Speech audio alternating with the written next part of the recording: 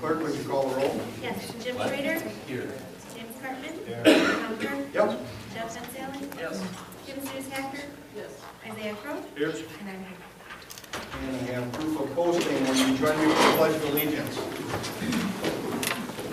Pledge allegiance to the flag of the United States of America, and to the republic for which it stands, one nation, under God, indivisible, with liberty and justice for all. Thank you. A motion to approve the agenda. Do I have a second?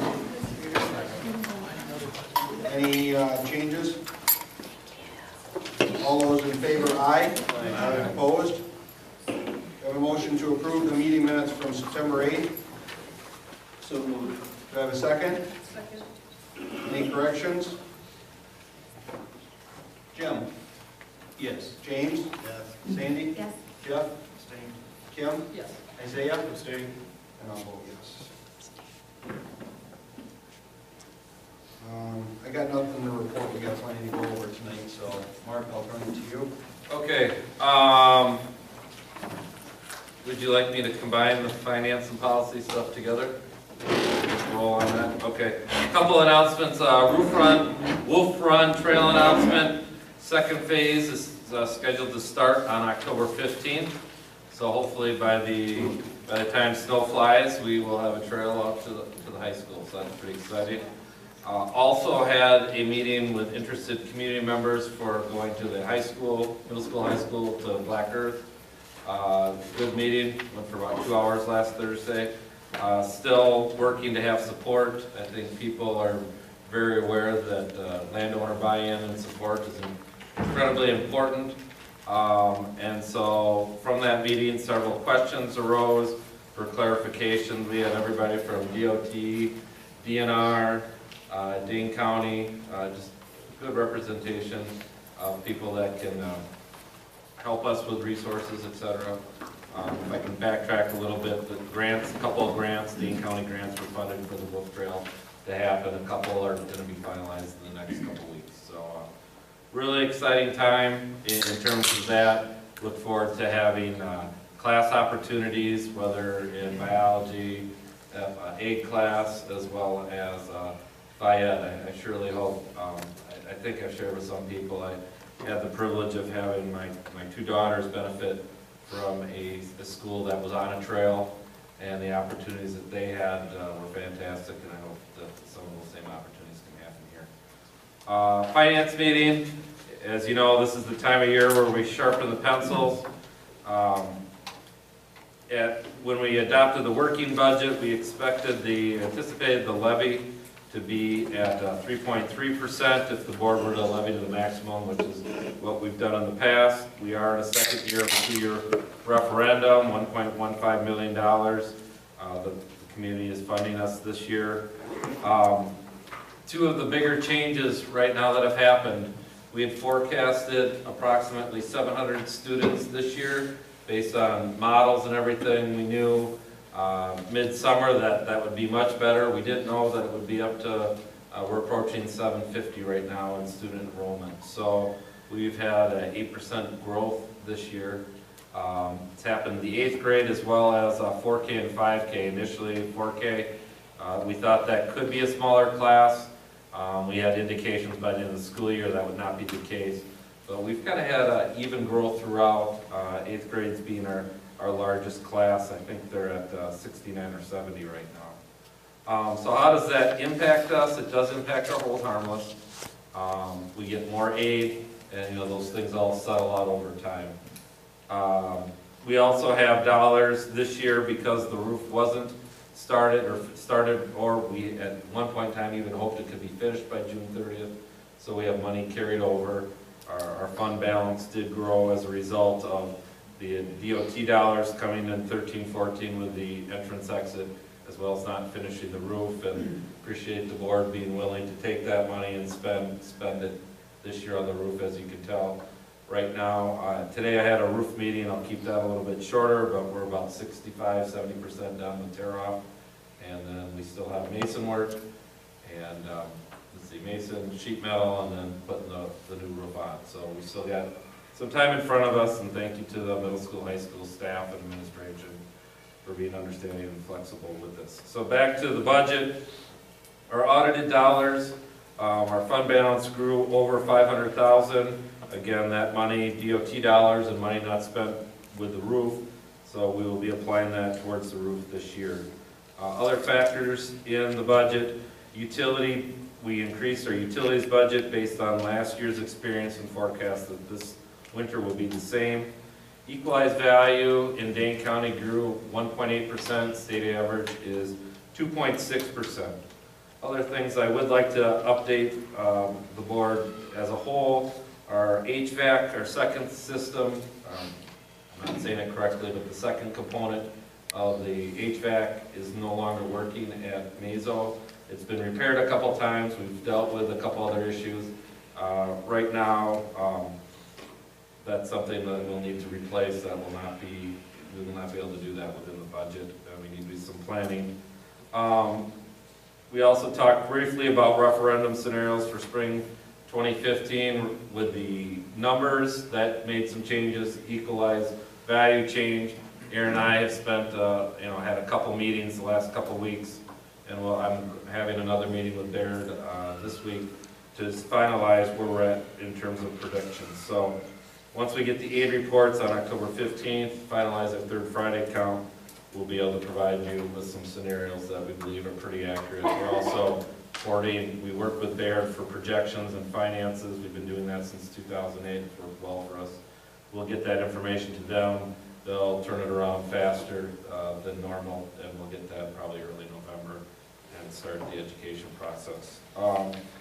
Referendum scenarios that we're doing right now is based on stable enrollment, equalized growth at 1.8% for the future. That we'll also, we will base this based on stable open enrollment. One of the things that's not guaranteed in the budget this year is per pupil aid. Now, most people think it's going to be there, but statutorily it is not guaranteed, so I haven't put that in the budget, but I'll run scenarios with and without it based on what we're looking for. And again, looking at a 2 to 3 year non-recurring referendum options. Other things, food service, we continue to work with Taher. Right now, we only have a main line. We still are trying to hire one more employee. So that will continue to be at the top of the list. We're also now, today was the first day with our interventions program at the middle school. We started last year. We did have an interventionist second semester last year. We've started some new services and programming. I believe we're working with 18 students right now. It is intensive every day, and we look forward to the benefits of that. Also, just wanted to share with the whole board, thank you, Jim, for getting that sign quote. And I know questions, we'll work on a couple questions. I have worked since we were working with the DOT this summer, got the updated sign requirements, permits, etc. So we just need to sit down and say, what does this look like? Parking lot function also, the goal would be finishing the roof, would then to do the function of the parking lot next summer. That would tie into a sign option, but also just making sure that we're optimizing the space as well as making it safe for our students. Just want to thank two groups for coming today. Kramer Brothers is here for informational. They'll be coming up soon. We've got Greg Callen and Kyle Kramer here from the company on informational on what a district would want to consider if renovations, if a district would consider renovations or new construction. What does the process look like? And they'll be able to answer questions for you. And then also Rich Moyer has a guest here on 8-man football, and he has a presentation and will be also able to answer your questions.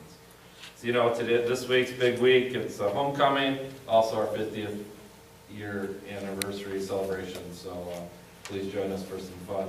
I know I'm guessing the students in the crowd. I guess we have a lot of things going on, a lot of window painting. So Nate helping drop off one of the artists at the window yesterday. So that's all I have right now. I've seen plenty of colored hair today, so I'm assuming that today had something to do with colored Crazy hair day. Okay. Crazy hair. All right. Yeah. There we go. Sure, and then lastly, with the policy work, policy committee went through several policies, just updating pre-kindergarten to program 341.5 to parallel the school admissions policy. The work that the board and all district employees have done on the philosophy, the mission and vision, that will be a recommended revision coming to the board next week. One of the new things in terms of student alcohol controlled substances is the e-cigarettes. We will change the language to represent some of the new devices used to smoke nicotine-based products. District technology resources, social media, and making sure we understand what social media is. I think there's many definitions, many programs.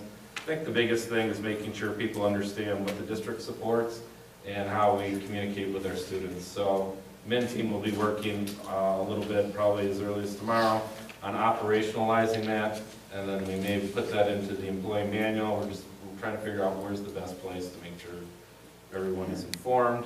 And then Vivian's going to be helping out. She started looking at some policies that I gave to her. Medication administration, when we have a nurse on staff, hopefully that's sooner than later, as well as assistive technology for students with special needs, just working to update those policies. And so that will be coming to the board either the next meeting or after recommendations. We'll probably have a policy meeting. Kemper and Isaiah, either one of you want to add to that? Oh, it's okay. All right. I figured you could, I just needed to ask. Yeah, that's good. That's good. So I guess at this time, just introduce Greg Kalen. We have a public. Oh, public input. Yep. Excuse me. Yes. Thank you. Isaiah. What's that? Oh, my public input? Yes. Well, you know, as fall is upon us and it's going to start getting cold outside, we have now the dubious honor of also having very limited resources for facilities. So I don't know if the board needs to consider, or just in general, consider giving Rich possibly the tools to give the opportunity to have more continuity amongst the groups using the facilities, because what happens is you're seeing it's kind of first come, first served. People are checking out gross amounts of gym time before others have opportunities to do so, which leaves your younger kids getting bumped till 8 o'clock at night before they can even see the gym, which is kind of inappropriate. I think there needs to be some sort of discussion surrounding that about who gets the gym at what time, especially during off seasons. Like if you had just gotten done with, say, I don't know, say basketball season just ended, who takes priority during track and cross country season or softball season, you know, or baseball season, that kind of thing. So I don't know if there's anything we need to do or if there's anything that needs to be done, but it's just something that we probably should address somehow. It's been pretty hands-off for a while, but it's time to start getting to it because it's starting to get a little ridiculous. And one example of that, Isaiah and I spoke earlier today. I had a group when I started on July 1st. They already have the Mazo Elementary Gym reserved every Tuesday night, 3:30 to 5:30 until November. And in December, they have it 3:30 to 5:30 Tuesdays and Fridays. And that's not even the school team. And so now you're looking at, I had a phone call today, they're trying to fit in another 5th grade girls team. Well, Black Earth is already reserved into the evening until 7 o'clock 3 nights a week. And they're just like, where can we go?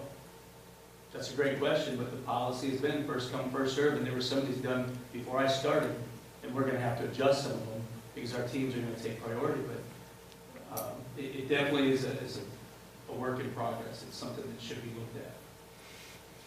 So there's no time limit set on, that you could reserve from now until May? Yes, yes.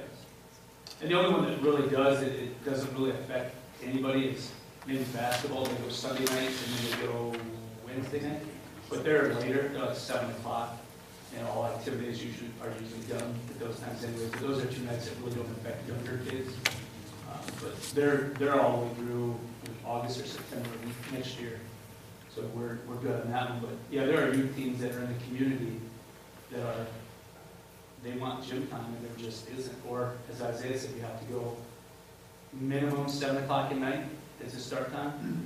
And then there's an unwritten bump rule where the older kids get the bump over younger kids, which I get, but at the same time, whenever you have younger kids and they should really kind of be in bed by 8 or 9 o'clock at night, and not in the gym.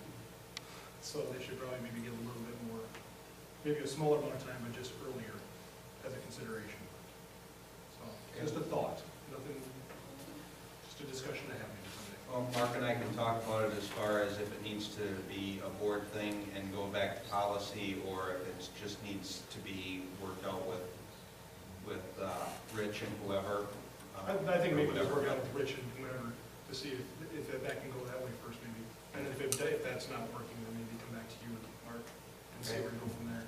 All right, Thanks, Tom. Just to add on that, one of the things that was spoken about today is, I know there's a community member, she's in charge of like youth basketball. So the person I spoke to today, I said, we're at this point where we need to have a little bit of a community meeting to get these coaches together, to make sure we're all on the same page, to say, okay, you can't have 3 days. We've got to split this up, and how can we best work it for 5th grade, 6th grade, 2nd grade? So that is already in the process. I just haven't spoken to her personally, but we are going to, I'm going to try to touch base with her and get that meeting set up, and then bring in those coaches and really get something moving in the right direction. Okay. If you need me at that meeting, I'll go with Absolutely. Thanks. So are you also thinking, Rich, of cutting from 2 hours to say 90 minutes? Because we Right. can rent now to 2 hours. Right. I think there's unlimited possibilities. We just have to find a way to make it work.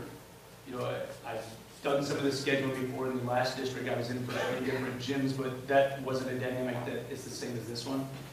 So I think there's some ideas out there, and I'm interested to see what we can work out with each other. Where can we overlap, or where can we get one started, one's in, or finishing up. So hour and a half to 90 minutes is definitely for younger kids, probably an efficient time frame, more than enough. But then again, if it's the day before, and some of these teams are now traveling, playing in tournaments. I mean, I already was told today that one 5th grade team, they're looking forward to the state tournament coming up. And so if they're already preparing that way, it's going to be hard to break into that mindset of 90 minutes is sufficient. But we'll work on it. We'll get together as a group and talk about some things and try to come up with an equitable split for everybody. Sounds good, thanks. All right, district business presentation, Kramer Brothers presentation on planning for construction renovation projects.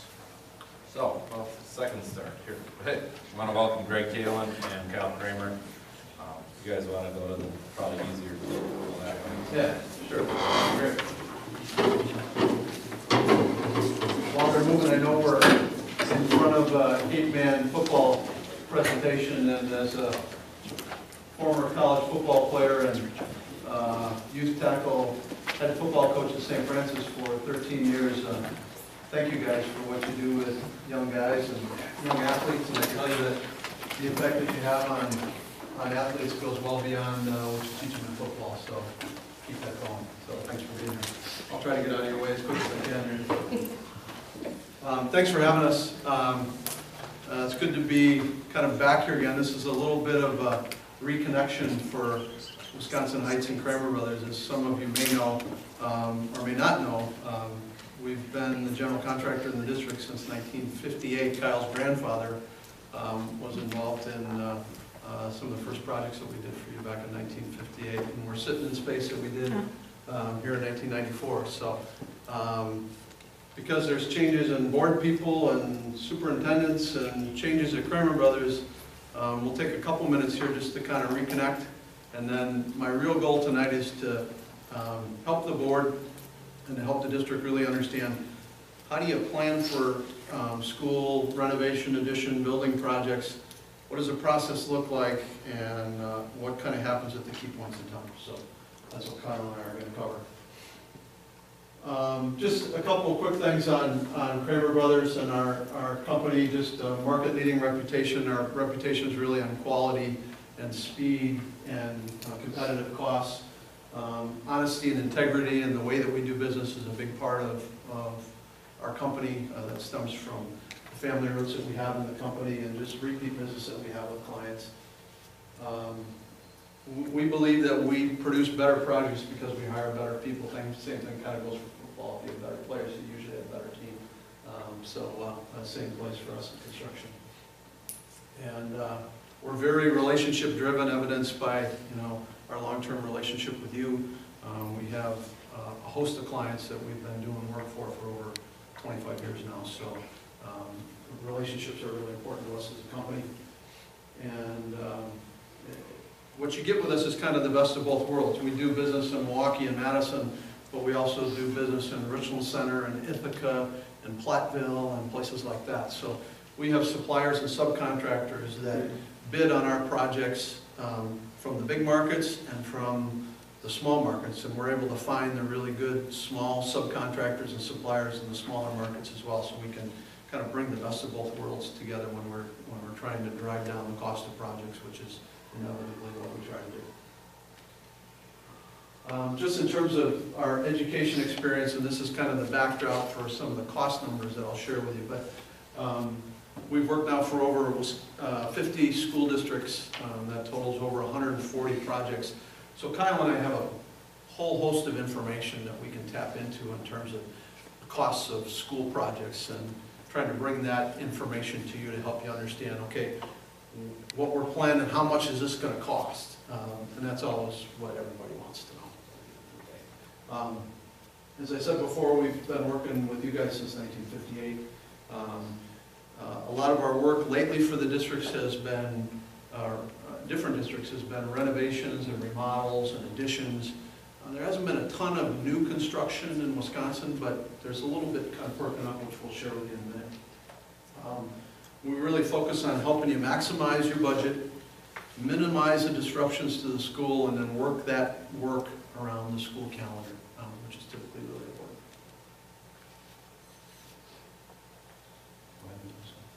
And then here's just a list of some of our districts. There's a couple of them that I highlight. Fenimore, we're doing work for, we started this summer, and we're going to be doing work there throughout the school year at the high school. We'll cover that in a minute. River Ridge is going to referendum this fall for some changes to their school. I'll cover that in a minute. Sauk Prairie, we started work for this summer, and we're working for throughout the school year this year. Kyle will talk about that in a minute, help us with that. And Wisconsin Dells just had their referendum fail, actually, just last week. The referendum vote that they were trying to build a new high school. And so we'll kind of see where that goes from here. Just to highlight some recent projects. Yeah, so this is Ithaca. We've been working with Ithaca since 1979.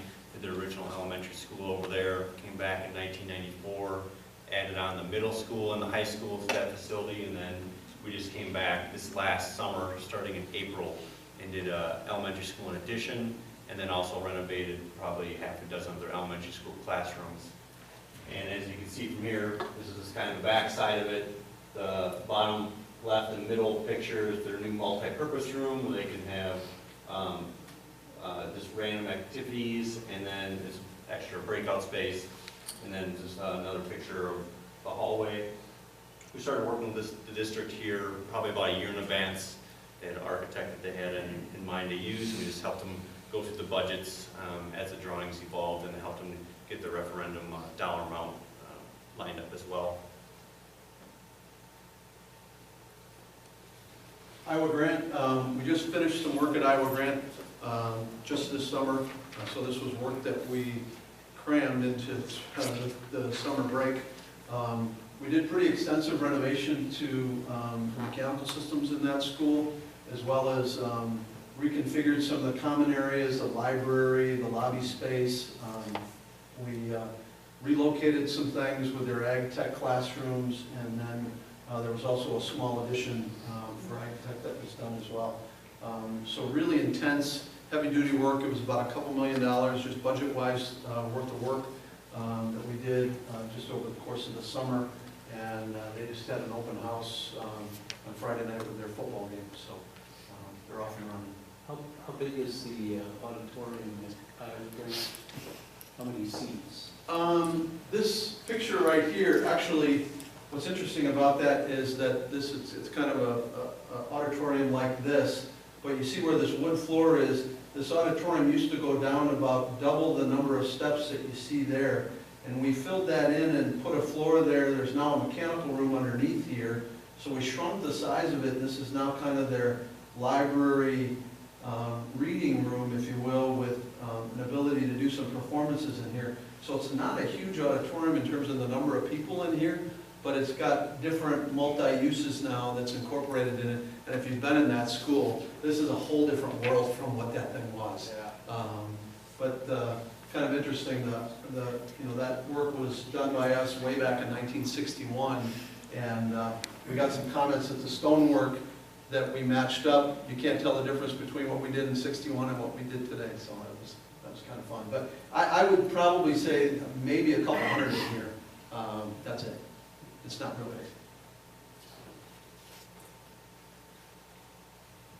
big. And Sauk Prairie, as Greg kind of mentioned earlier, we've been working with them probably last year, and they just passed the referendum in April for $34 million. 30 of it is construction related costs.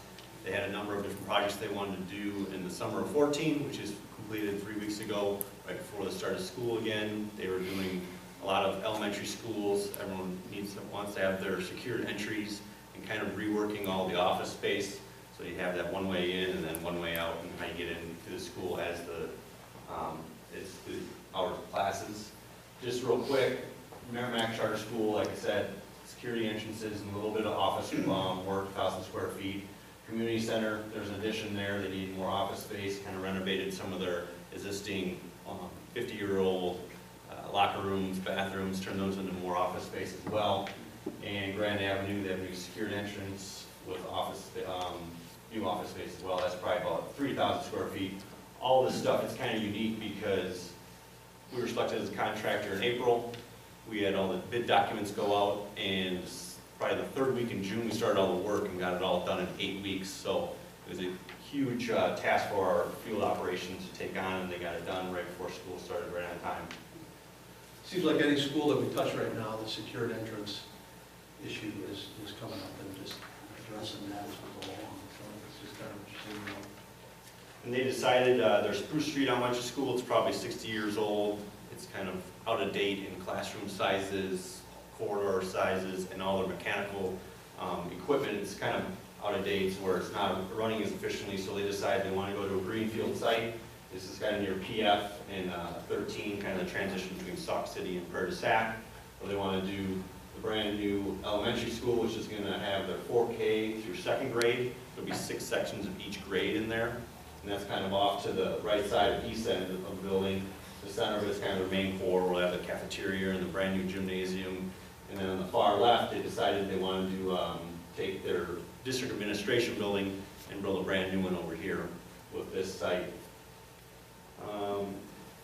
They just had they're going to have the groundbreaking for this project. We've been working dirt for the last 3 weeks on it, and they're going to have the groundbreaking tomorrow. And this will be done and completed for fall 2015, so about a 12-month construction schedule on this project. And then out in the country, they have their Tower Rock facility. And Greg, can you kind of just highlight what the existing building is? Yeah, I think the existing building, if I've got it right, Kyle, is mostly here and here. Yes, and then that will all be occupied with students this whole class, or this whole school year. And the addition space will come off down to the south, and the addition of the gymnasium will go off to the north, taking high priority on the safety of all the students while construction's going on. We do all these special precautions on making new exit corridors and such, because we'll be obviously with the new addition, shutting off certain areas and just making it more safe for the students. And then once this project is complete next August as well, they'll be shutting down their Black Hawk school. So this school is going to take on the existing students that are there and another school, so now we'll have 2 sections each from kindergarten all the way through 5th grade, and then they'll go to the middle school in town from there. So this is a good example of the districts, a lot of them are discussing issues about consolidating schools and closing some of the more remote schools in a lot of cases, and bringing facilities together, which is part of the dynamic that you're considering as well. So that's why we wanted to show you this one a little bit, and keeping the school open, Fenimore, this is the high school, if you've been there. The white here is basically the existing, what's out front is the new. So the red roof here, they're adding on to the gym. They're adding kind of a common space here, and then offices and IMC, basically is what that entails. It's about a 27,000 square foot addition. And then we're also doing some renovation of some classrooms that are down over here, and over in here as well. Some changes to the mechanical systems as well. So that project went to referendum last spring. It's about a $6 million project, and we just started work on it here in August, and we'll be, school's obviously in operation. So we're doing excavation work on, and site work right in this area right here, right now. And then awaiting materials, and we'll be building the shell of that building here throughout the fall and into the winter, hopefully getting it closed before the winter comes, and then building that out through the course of the spring. And then when we get to the summer, next summer, we'll be doing the renovation work in here and the classrooms over here, as well as the mechanical systems. So everything will be done there by the end of next summer. A couple other districts that we're working with right now. We're working with Dodgeville on the referendum that they have in November. That's for a new high school. River Ridge is a proposed consolidation. If you're familiar with that district, they have two locations, one in Bloomington and one in Patch Grove. They're consolidating their entire district to one location, or proposing to in the referendum to one location. That's going to vote in November. Some of the work that we've been doing, Kyle and I have been doing with them, which probably dates back, Kyle, probably almost a year now, has been helping them with budgeting, helping them with scheduling. Kyle and I will be participating in some of their community meetings as we explain the project to the community. We've also been working with architects and engineers. One of the issues they have in their buildings is some fairly extensive HVAC issues, so we've had to get our arms around that, make sure we understand the cost before we go up front. That Wisconsin Dells, that was a proposed new high school. If you track that one, it was defeated by 9 votes in April, and it was defeated by a whole bunch of votes here just last week. So not sure exactly what they're going to do, but they have some pretty major overcrowding issues in that district, and a very strong enrollment trend, so they're going to have to kind of go to Plan B on what they do there. The next couple of slides I want to talk you through are just really starting to get your head around and wrap your head around how school costs get developed and how that process evolves. What I have for you here, and for the board members, I have a hard copy of our presentation tonight for you to understand, but this is some national data from the annual school construction report. And so this is a summary of all new schools that were completed in 2013. And as you can see here, it kind of breaks them into 3 groups. I know this is hard for you guys to read from where you're sitting, but these are the medians nationally for elementary, middle, and high school. Then there's the lower quartile of that group and the high quartile of that group. And what you start to get your head around a little bit initially is just cost per square foot. And what you see here on a national level for new schools in the elementary level, it's about $200 a foot.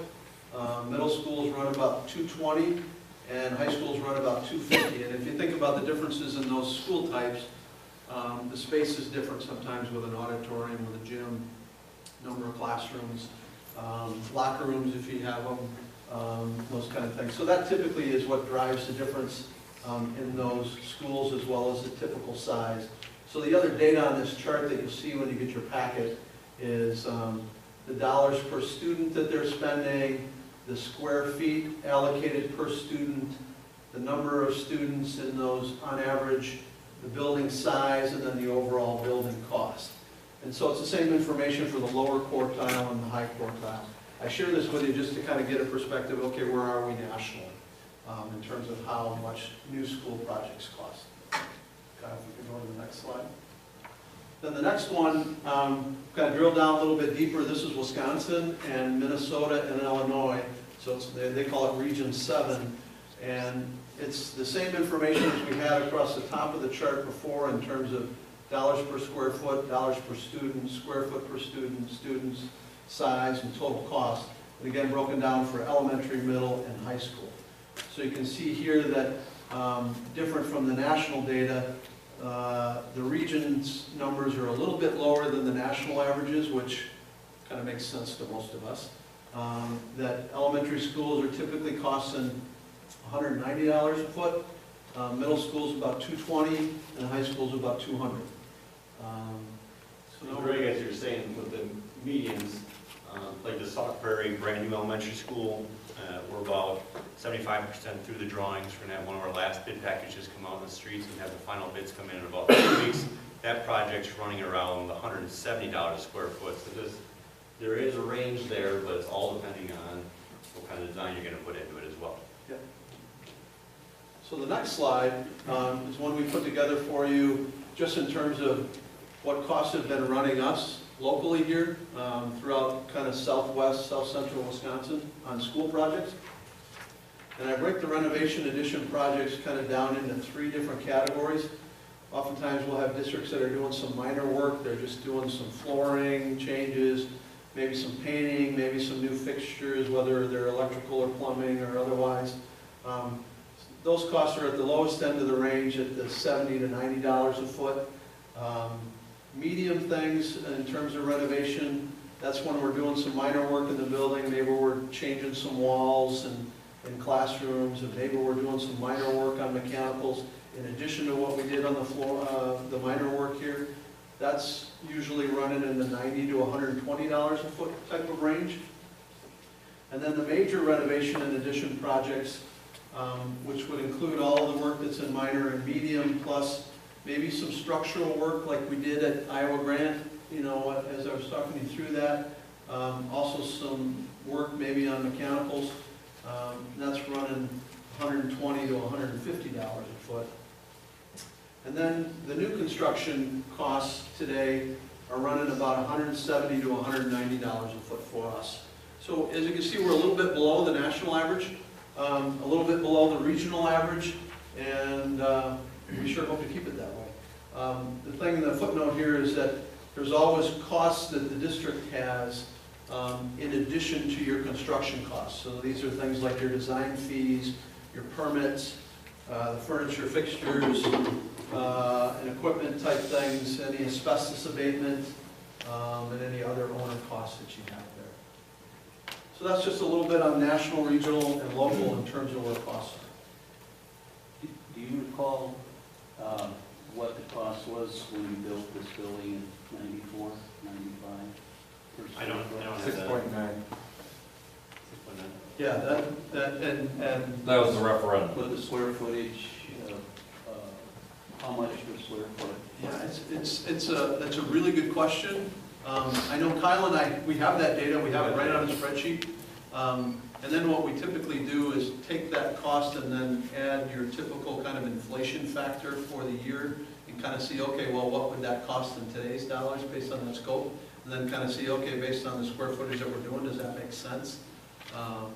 It's a really good question, and I can definitely follow up and get that information to Mark for you. This is a really important diagram for the board in terms of understanding kind of how costs evolve on school construction projects. And basically what happens is you're moving from left to right, left being your conceptual stage and the right being your final cost. So the purple circles represent the construction stages as far as budgeting is concerned, and then the green circles below are your design stages as that evolves. So I've seen the kind of conceptual design work, if you will, that HSR has done for you. And by the way, that's an architect that we've worked with several times. Lots of different architects that we've worked with in our company's history, but we worked with HSR this past summer at Iowa Grant. And then last summer at Dodgeville. Last summer at Dodgeville, and then we're also working with them on Dodgeville's new high school. So they're a very good school architect, And what they've really done for you so far is really do kind of a master plan, is to take the site and say, okay, here's where I think you can do the addition, here's what it looks like on a site plan. And what we do at that stage is really put together a conceptual budget for you. And how we do that is we take all the historical costs that we have for different school projects and basically say, okay, based on the number of square feet that you're going to impact, we think that that project is going to run you from X to Y. So we give you a conceptual budget based on that initial master plan. So then if you kind of follow left to right all the way across, as the drawings kind of evolve and the architect goes from just that initial floor plan and site plan to a schematic design, which is kind of the next stage, which is basically they've got floor plans in there, but they've also kind of told us what the basic structural system is going to be, what they're going to do with mechanical systems, and then what the skin of the building is going to look like as well. When they go from schematic to design development, they take that even a little bit further. There's things like wall sections that are in there, so we know how the walls are going to be built. There's a roof plan, so we know how the roof is going to be built. Much more detailed, and then the mechanical systems have what we call an outline spec to them as well, so we know exactly what's going to happen in design development for the mechanical system. So the designs there overall are 30 to 50% complete. And then when they take them all the way to the end, obviously construction documents, that's when they're 100% complete. So the budgets that we do kind of line up with each one of those design stages. So we do a schematic budget when they're at schematic design. We do what we call a target price when they're in design development typically, and then a guaranteed maximum price, typically also at design development, and then final cost is really based upon the bids that we get from subcontractors and suppliers when we competitively bid your project to the marketplace. Hey Greg, you have to tell them when we engage some contractors for help with budgeting? Yeah. What we typically do, as I mentioned here in concept budget, is that's all based on our historical costs. When we get the schematic budget, we know the square footage a little bit better, and we understand a little bit better, and at least we have a general outline on the structural system and the mechanical systems. So again, we kind of refine the budget a little bit closer at that stage. When we get to target price, we typically will go to the market in the major areas of work and ask a plumbing company, an electrical company, an HVAC company, maybe glass company for input on the drawings to help us budget. Now, they don't have any preferential treatment when it comes to bidding. When we get to the end here, we're still going to competitively bid that project to qualified subcontractors in that category. But what we're doing is we're getting some really good intelligence from people who work that trade every single day to help us with budget at target price. So one of the things as a board you're probably asking yourself is, okay, well how far along, Greg, do we have to get in this design evolution here before we go to referendum? And most districts are doing that anywhere from concept budget to target price, okay? So it really depends upon how far along you want to take your design and maybe what your arrangement is with your architect. And I'd also add that maybe how complicated your project is, okay? In the case of Iowa Grant, we were really doing some very extensive structural work and mechanical work in that building. There wasn't a lot of addition done to that building, just interior renovation that was really pretty tricky. So we got further along in that process because we really felt it was important to have subcontractor input in the mechanical trades. Now we've had other projects that most of the work that we did for Sauk Prairie when they went to referendum was really based upon concept budgets. We had really very early stage designs from their architect to be able to help them with the budget. And if Brad Simonson from HSR was here, I'd say the same thing if he was in the room, so I don't have any qualms saying it, even though he's not here, is that architects are really good at what they do. One of the things they're not really good at is budgeting. They understand costs pretty well, But the advantage that Kyle and I have is that we know prices of materials every single day on not only school projects, but all sorts of projects. So we know the price of concrete today. We know the price of lumber today. We know the price of steel today. We know the price of glass today. We know the price of concrete block today. So we can really help you understand that cost.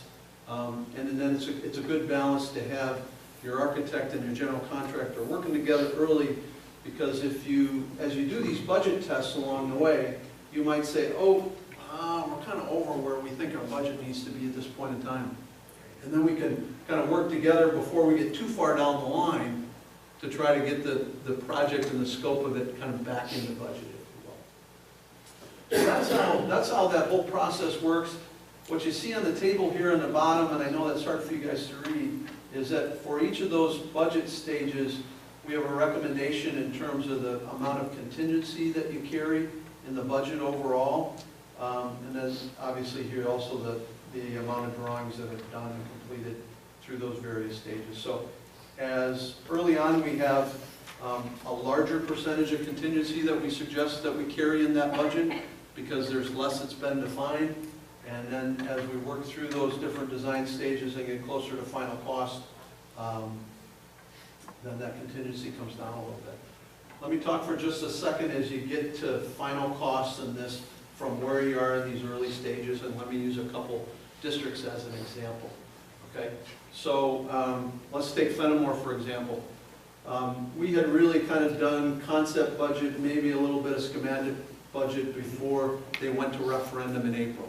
Okay, from that point on, the architect, when they got the go to go on the referendum, the architects going as hard as they can to get the construction documents, and we're providing some budget checks along the way as they get to those various stages. When you get to the end and get the construction documents, we bid all of our work to qualified subcontractors and suppliers, typically throughout a pretty broad geographic area, as I mentioned to you before, the large markets and the small markets. So we bring a lot of competition to the table there.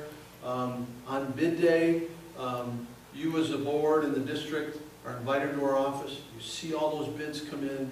We don't do any monkey business with, doing that a couple days before you get there and kind of giving you a summary total. You see all those things come in at the very same time that we do. So you'll see on our conference table, here's a stack of plumbing bids, and you'll see the 6 plumbing companies that bid, and you'll be able to see who was low and who was high. It's our job to make sure that the contractors that are bidding are qualified to do the work, but it's also our job to create as much competition in each of those categories for you as a district as possible so that you get the most out of your dollar, right? And that's where I think a lot of districts have selected Kramer Brothers historically. I think that's why you selected us historically, is because we can bring small market subs and big market subs to the table and get that work done here locally. So that's kind of how that whole process works.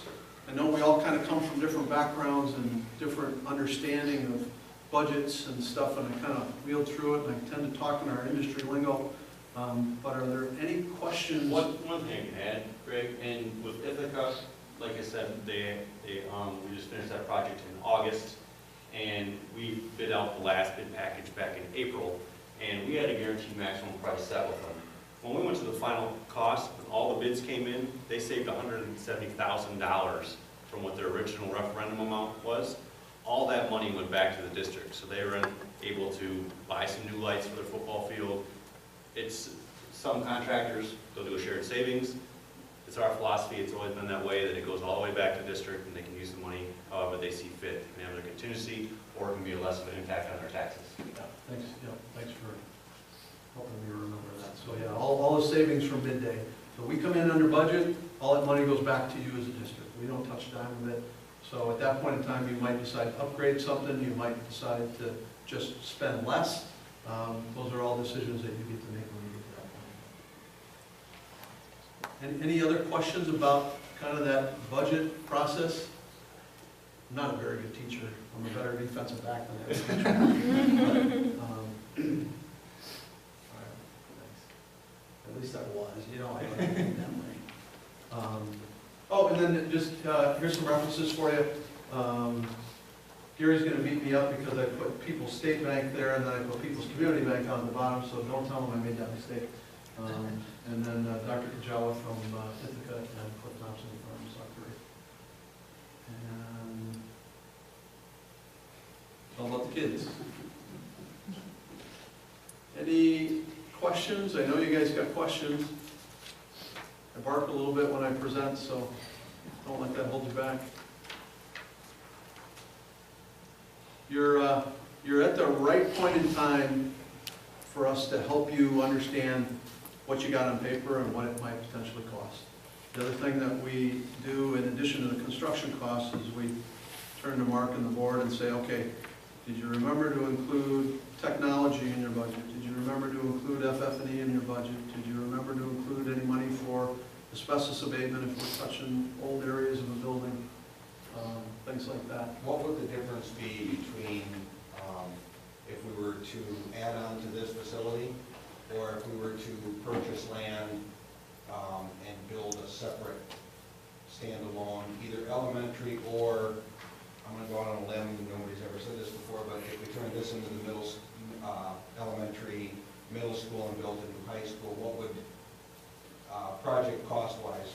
Yeah, be the differences? super good question, and that's what we do with a lot of districts, is that we, in that early, if you can put the budget diagram back up there, in that early conceptual budget stage, we don't need a lot from the architect, but I need something.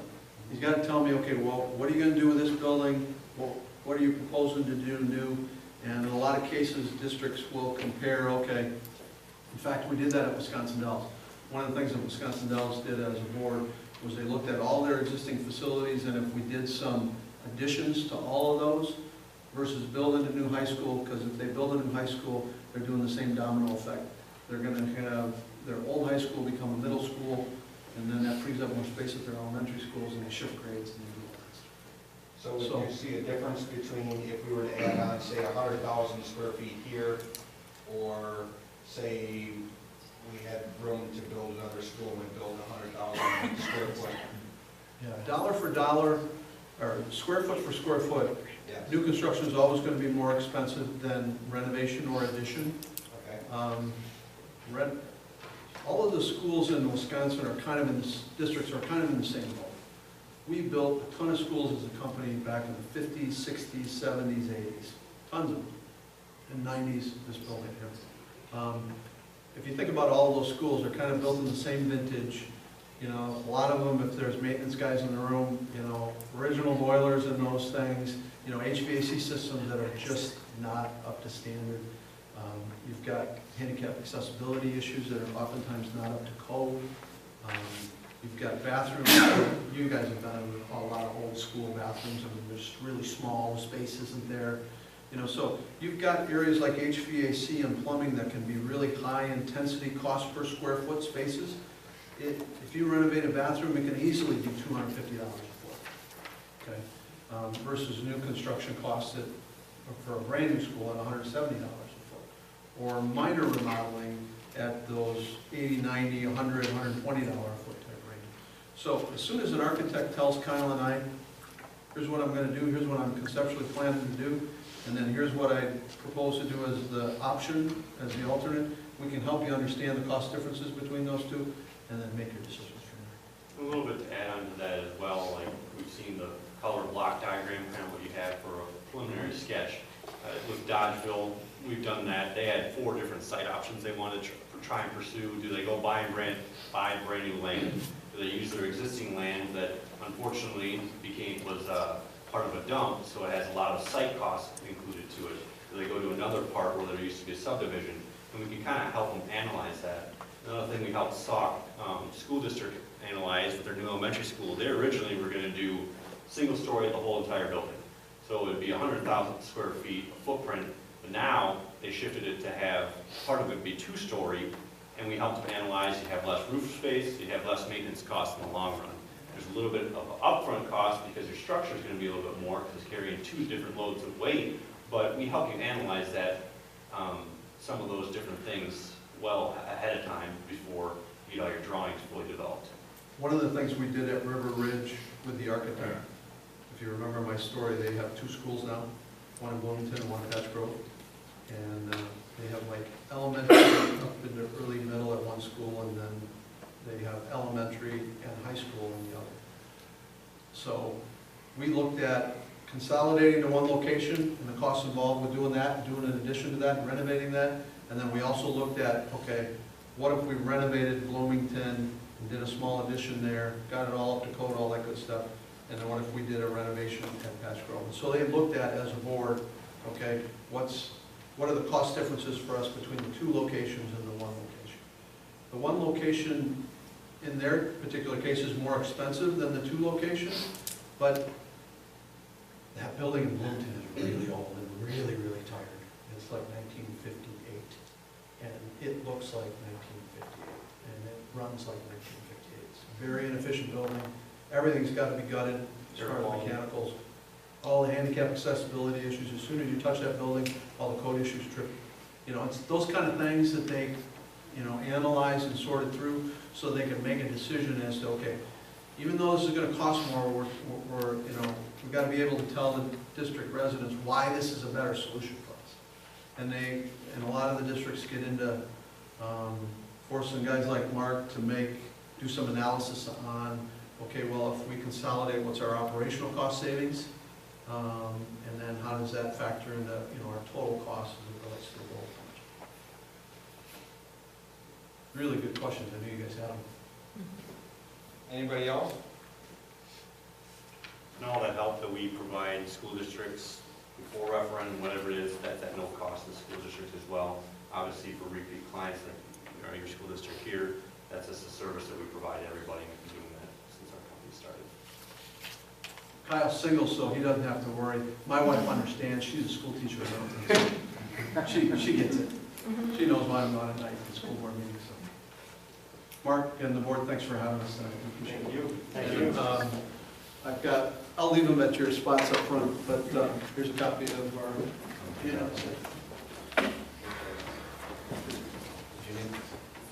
We may, if you have time, we will see how the presentation goes. Oh, okay. Yeah.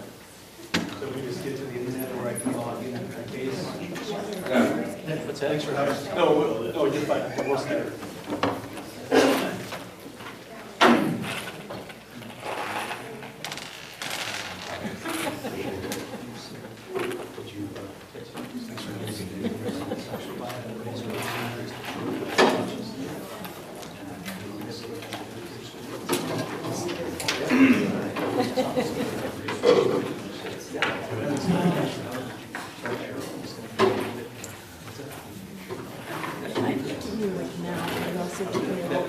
That's the problem.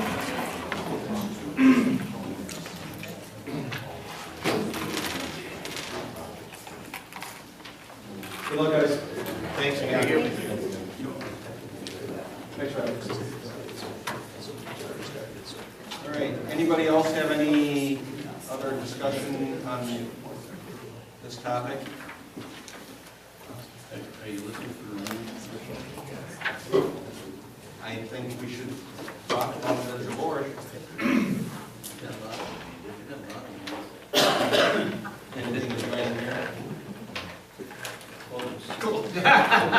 Bridget. As we get into further discussions with HSR and looking at different things, I think we should also talk at that point. We need to get on so that we can get these guys out of here too, but we should talk about maybe getting land in a separate building, land that's connected to current land, and maybe look at different options that way as well. You know, as you heard me say, either maybe making this a middle elementary, building a new high school, or building a separate elementary, or adding on like what we're talking about, so. All right. Anything, just, what would you like me to do next? Or just you and I to talk and go from there? I think so. All right, moving on. Athletic Director presentation on 8-man football. Thank you for being so patient. David will speak in a minute, but a couple of things that got us to this point with just a general discussion. So much like the last presentation, this is really a discussion point just to present some ideas because back in July or August, there were 4 of us that visited Barneville that really looked at what are our options in case our numbers decrease and approached Barneville. And they weren't interested at this time. It doesn't mean the door is closed completely, but they said no, but thank you for asking. At that point, I know Tom mentioned that we would consider 8-man football. So that started my research and what is 8-man, what's it gonna take to get this going. Pete, myself, and Asta sat down, we had a nice talk about a month ago. We just went through some things, analyzing where we've been, where we're at. And again, what does 8-man look like if we were to bring that on board or as an option to our school district with the numbers that we have and to actually sustain football for the long run. The other part of this, the other part of the equation is we've now been contacted, I have been by 3 different schools asking, okay, we're getting our 2015 season ready, the schedule. We're hearing rumors. Are you playing 11-man, are you playing 8-man? And so that kind of pushed it a little faster, say, okay, we need to start the discussions with the board. Where is this going? Or just to provide information to you to say, here's an option for the future. Can I interrupt you for a second? Yeah. So my plan of attack on this whole thing before Rich gets into his presentation is we talk about 8-man tonight, and then if we have questions regarding either 8-man or 11-man football in any shape or fashion, we get those questions to Rich. Possibly, more than likely the next meeting, we'll discuss it again. And then I think we make a final decision by the second meeting in October. That way, like he said, people are calling and we can get things in motion and maybe get a jump start on things instead of being behind the 8 ball on it, so. And our conference is patiently waiting. They have been talked to when actually Austin and I visited for the Capital Conference meeting, the AD and principal meeting. I did bring up that there was some consideration or there's going to be some discussion. At that point, they were all good with it. Hey, just let us know how the thing plays out. So nobody that way, but the non-conference schools really would like to know where you go in. And my time frame, matching up with Tom said, please give us until the middle of October to have the time to discuss and debate, or just inform everybody to make the right decision. Once we start doing the research, or I start doing the research, there was a lot of variables that I'm not familiar with. And so when I talked to Wade at the WIAA, he pointed me in a different direction. And the reason I brought David Haugen in tonight is because his school, Abundant Life, has had reduced players / 8-man football for the last 5 years. He's been through those questions. He's been through the ups and downs, or what possibly a school board or fans or parents, that transitional phase from 8-man to 11-man, or I'm sorry, 11-man to 8-man, what that was like. But more importantly, he's got the input that I think would satisfy some of your questions. And then when we're done after this, or after David speaks, we'd be happy to answer your questions towards 11-man or 8-man in some capacity. If you have them, and if we don't know, we certainly going to expand this even more to the next meeting. And at that time, we'll discuss it a little bit more, like I said. But I'd like to introduce David Haugen. He's from Abundant Life. So David, if you want to come on down and address the board.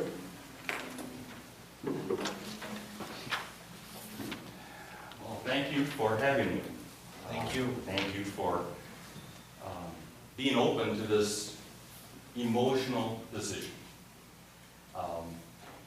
We started football in 2004. Up to that point, we had soccer at Abundant Life. And quite honestly, I was the athletic director up until 2001. And then I went to a different administrative position, and somebody else came in and they said, we want football. And I had told kids for years, we're not going to have football, we're going to have soccer. He changed to football, and he did it very well, and we got involved with it. The school is behind it, and that was in 2004.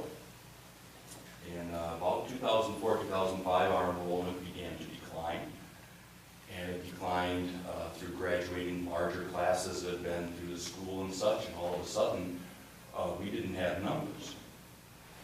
We had just qualified for the WIA playoffs, 2009. First time we'd ever done that, and of course that's an emotion do you think that's gonna build? It was after that last game, and I asked our coach, and I wasn't being funny. Oh, by the way, I came back as athletic director about that time. And I said, we don't have numbers for next year. Look at, you know, who's perhaps coming back to school, who's graduating. I said, I don't think we're gonna have numbers. I said, yeah, okay, we'll keep digging, we'll keep working.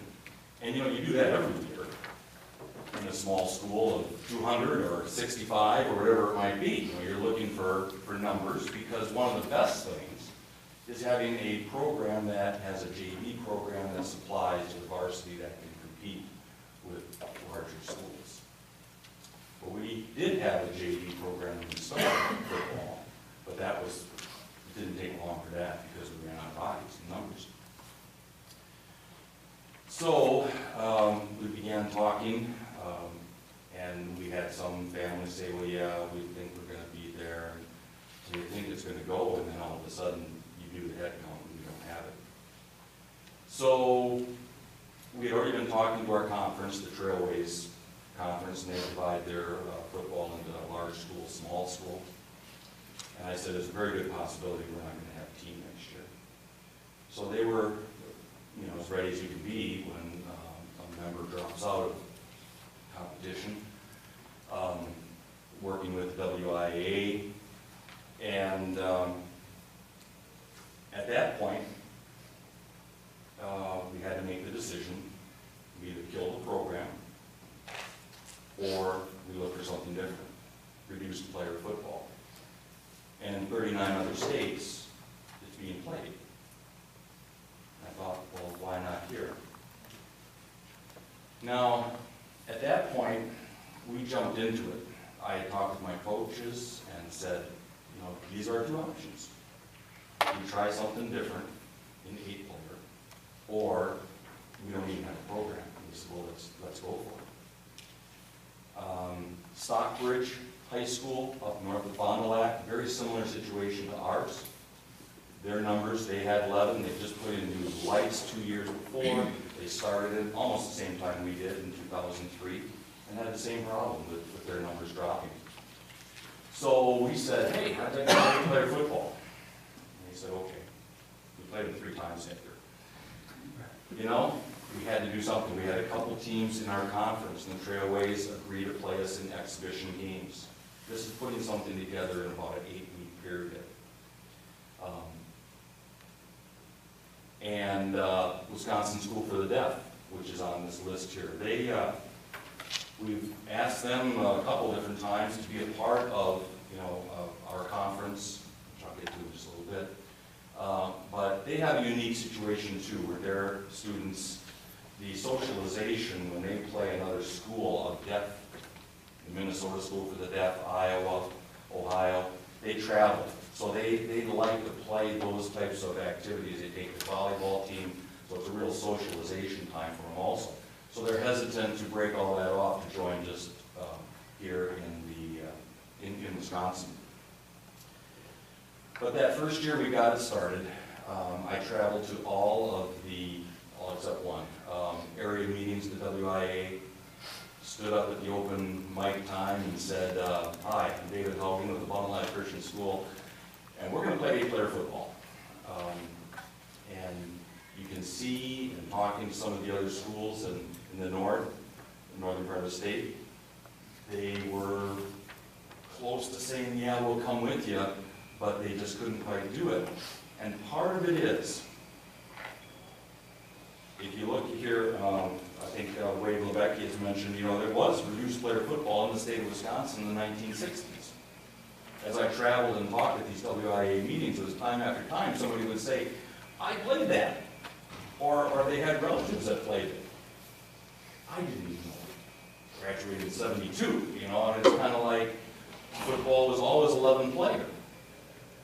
It wasn't. And it isn't the type of game where a couple of years ago you could watch arena football and the rules are just a little different, and there's different motion, different set. 8-player football just takes 3 players off the field. Usually 2 people off the line, a running back quarterback or a receiver. Blocking, tackling, strategy, it's so similar. But there's an emotional attachment that says, well, this is football. And 8-player, it's just not going to be the same. Our parents certainly thought that. Some of them tried to leave. I mean, I shouldn't say try to leave, look to leave. But the WIA said, because you're changing the format of football, they weren't going to grant any eligibility anyplace else. So they, in a sense, were stuck if they wanted to play football. And I don't say that in a mean way. I mean, that's just the rules that, as they're established. So we started playing 8-player football. And other schools have talked about it, but it's a tough jump to make. The WIA asks for a 2-year commitment, but that's it. And so some schools have thought, well, maybe to get us through this enrollment drop, we would play it. But how does that relate to conferences? Well, all of that is difficult. And the WIA, in regards to changing conference realignment, it's a very, very tough topic. So, if you decide to play 8-player, where do you go? Right now, if you look at the list of schools that have programs, we are, outside of Wisconsin Schools for Deaf, the southernmost point for an 8-player program in Madison on the east side. It's big in the northwest, it's growing in the northeast, it's growing in the central part through the Fond du Lac area, Milwaukee. There's a couple schools that are looking towards doing it. The hard nut to crack is the southwest part of the state, which would really benefit us and help us. So currently we have, I dubbed the Grade 8 Conference, and there's a Grade 8 South and Grade 8 North. Teams in Milwaukee, in the Green Bay area, even Fond du Lac, they're still part of the South. Up in the northwest part of the state, the Lakeland Conference, they had a 16-team conference. They decided as a conference of the 8 largest schools, I say 18, 16, the 8 largest schools went 11-player and everybody else went 8-player. So that made it very nice for them up there. Down in the south and the rest of the part of the state, we're trying to just put together what we can as schools decide and make the decision to play 8-player football. So that was in 2010 when we started playing it. In 2012, the WIA helped assist the schools to put together a jamboree. And the WIA would decide which schools, 4 from the north, 4 from the south, would gather up in near Wausau. And the top-rated team from the north played the top-rated team from the south in a, nobody called it the championship game, but everybody else called it the championship game that was playing in it and such. And then seed number 2, seed number 3, seed number 4 would play. And that's the jamboree as we have it right now. And currently 24 schools in Wisconsin right now. WIA says as soon as we hit 30 schools, then they will sanction postseason play and have a playoff for 8-player football. The Wisconsin Football Coaches Association is coming on board next year. They will begin sponsoring the All-Star game that my coach, Mark Martinez, and I and some coaches from the north, after the Jamboree game, we talked the first year of the Jamboree game, said, what could we do for the seniors? And so the last 2 years, Mark Martinez has worked to coordinate that. South against the north, first year we played it in Rice Lake. This past year we played it in the south at Breitenbach Stadium. Next year, the seniors in 8-player football have the opportunity through Wisconsin Football Coaches Association to participate, just like they do for the small school, large school competition in Oshkosh, I believe it is. So that is growing. You know, if we could play 11 player, we would. But it takes me 3 schools to put together an 8-player team. We have St. Ambrose Academy, a small Catholic school in Madison, Madison Country Day, a growing school on the north side of Madison. And with the 3 of us, we have 19 players playing football this year. Last year, we had 14 players. And that was difficult. Some injuries, and all of a sudden, you're down to 11, and for 8 player. That was tough. This year, it's a little bit better. But that's something that comes with the game. 8 player is not tag. It's not flag football. It's football with hitting, and the injuries come with it. You have to have the numbers to play the game. So that's where we're at right now. It was our goal to sustain football. And that was the choice that we made to go reduced player. And at the time, like I say, there was 3 schools in 2010. And since that time, we're up to 24, and we're looking to add as soon as we can. So I appreciate your time, and he said, I don't know if you used the word expert when we were talking quietly, if you said it in public, please be careful.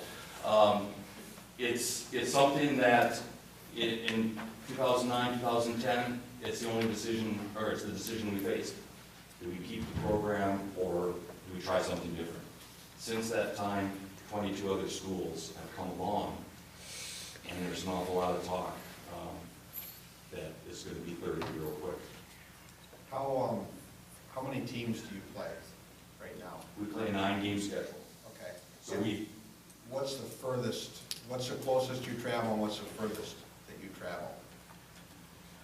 This past year, we traveled to 3 Lakes, Wisconsin, which is just this side of the Michigan border. Our first game of the year.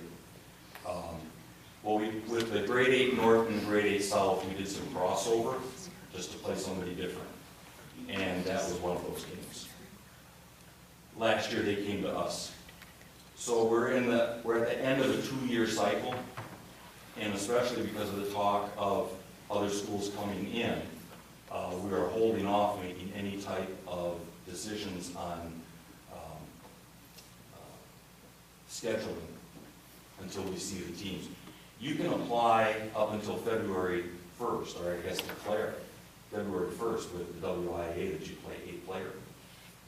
But we don't, I've asked them, could we please change that, or the message that I put out at the WADA convention, where we've met for the last 4 years as athletic directors and talked about it and recruited at that point, to try to get the commitment earlier so that we can have a little better, so that we wouldn't have to necessarily go to 3 Lakes to play a game or them come to us. So the closest would be Oakfield, Beaver Dam, teams that are a part of our Trailways conference. We are part of the Trailways. All of the schools would be on the other side of Madison. Like I say, School for the Deaf is the only one down here. Watertown, Maranatha Baptist is a part of our division. They are not listed on this sheet because they are not a WIA program, but they do play 8-player football.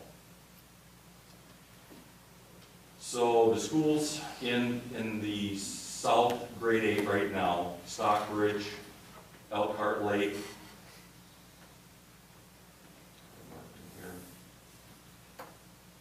Stockbridge, Elkhart Lake, Oakfield, and Maranatha. That's in Watertown, right? Yes. Madison and Beaver Dam, Wayland Academy. So those are the 6 teams in the grade 8 South.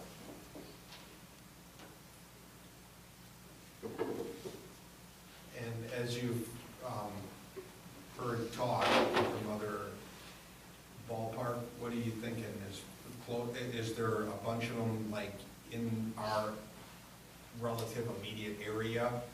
Well, like I said earlier, it's growing rapidly in the northwest and northeast.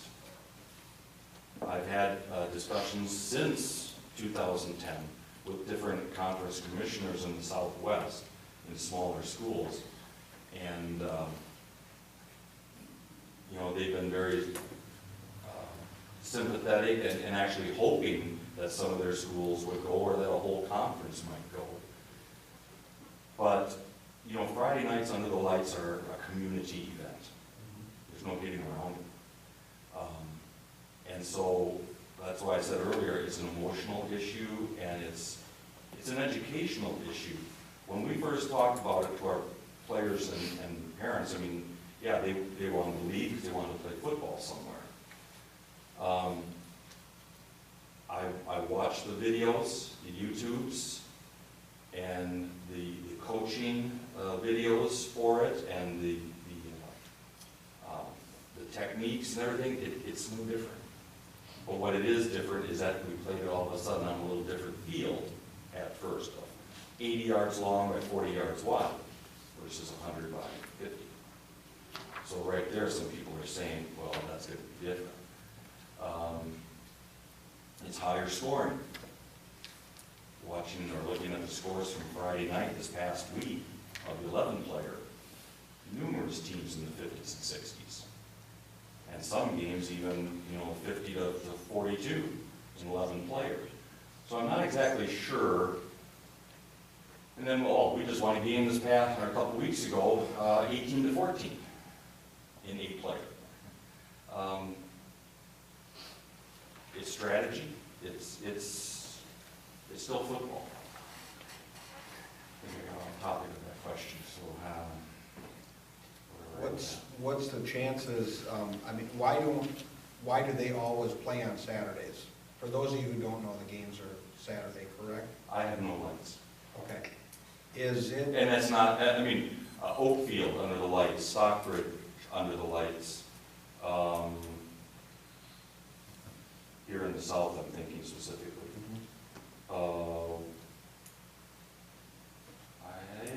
Wayland Academy, they're new to our conference. I don't know if they have lights or not.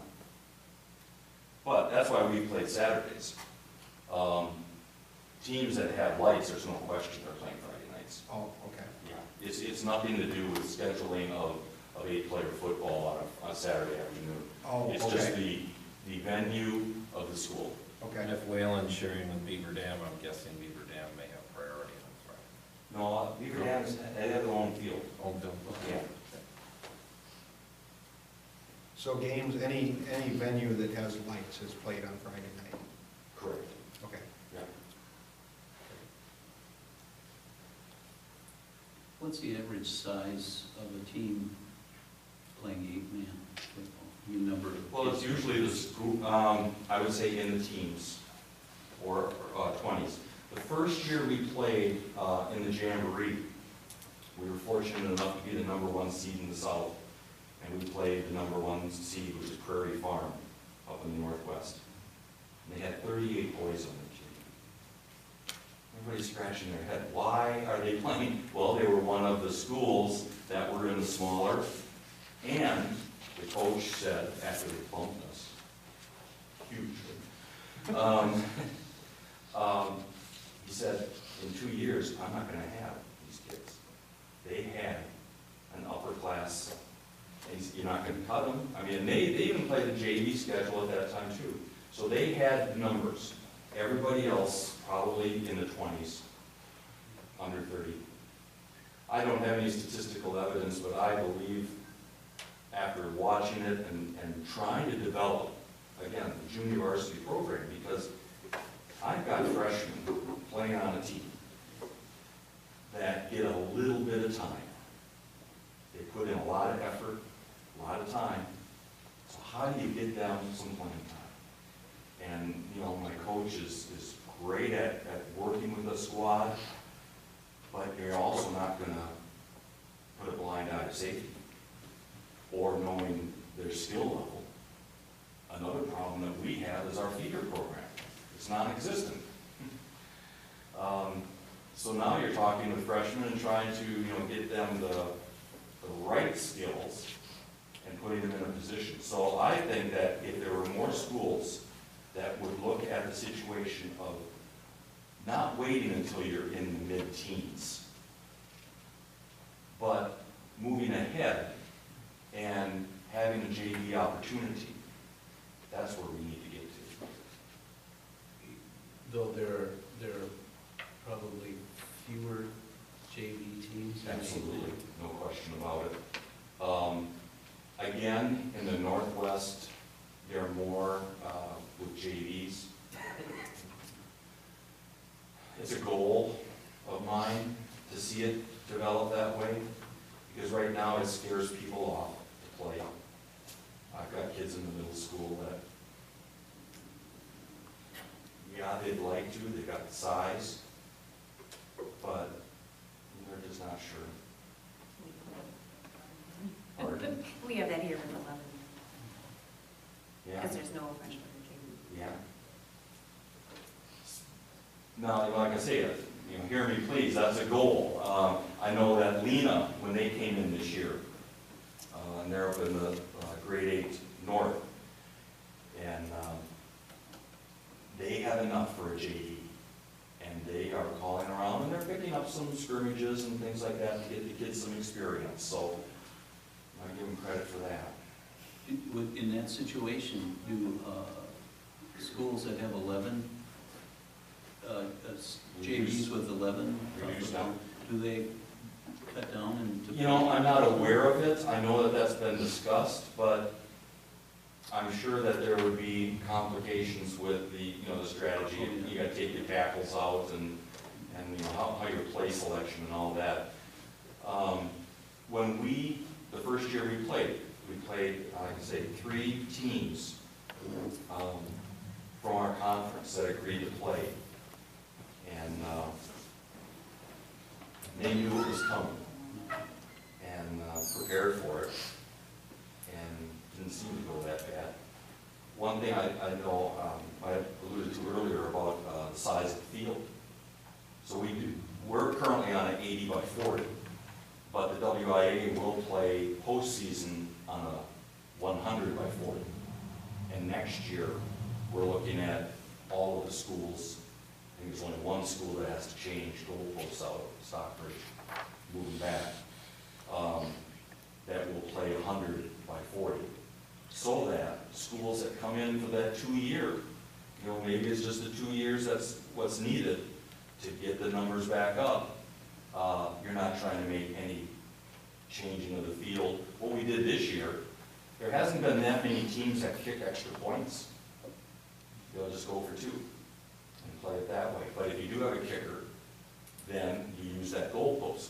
If you happen to score at the other end on our field, the officials just line it up on the side that has the post, because we didn't move our post in when we went to it. And field goals would be the same thing, if you're going that way, or that they would position it so that it was from the correct angle and everything like that. But by moving it to 100 by 40, that will take that out of play. And so just keep their fields as they are. Your stands are probably centered for the most part, and that just provides for the game. So that'll be happening next year. And to add on, David spoke earlier about the Jamboree, how they've taken the top 2 teams. 4 teams. The top 4, so 1 plays 1, 2 plays 2. But one of the things to mention, the WIA currently has a very strict, you have to average 200 students or less for the last 3 years in order to participate in that. So with our current, if is a big word here, but Wisconsin Heights, under current WIA guidelines of the Jamboree, would not participate in any kind of Jamboree postseason, because we're at 207 this year, but it's going to be a 3-year average. I did ask the question, what kind of petition can I present to the WIA, and it was none. That was the answer from Wade. There isn't one. We're holding to the 200, no exceptions. So the idea of possibly a playoff system with 30 teams seems a little more inviting. They're starting to open up a little bit more. But at this current time, it's 200 or less for the last 3 years. So that is, want to make sure you guys understand that as well. What do you think the odds are of getting, would you say you have 24 now? What do you think the odds are of getting 6 more teams by next year? I mean, if you were a betting man, which way would you put it? Well, we had 3 in 2010. Okay? We have 24 in 2014. I think that it is growing. I will know a lot more on November 10, 11, and 12, and that's the WADA conference. And that's where we are really pushing for commitments so that we can get a schedule done. A couple of years ago, it helped when the Northwest, the Lakeland, brought in 8 bang, just like that. This past year was the Northeast, 2 from Medora County, and then just around Green Bay area, it's growing there. So it seemed to come in bunches there for a couple of years. And now there's a lot of talk and a lot of tough decisions. Like I said earlier, because it's that point of school pride, the football team, whether it be UW-Madison or other places, it carries a lot of visibility to a community.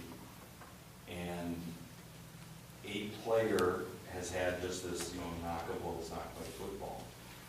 But it is. Our parents, after seeing it, 1 year for sure, and the second year, they just said,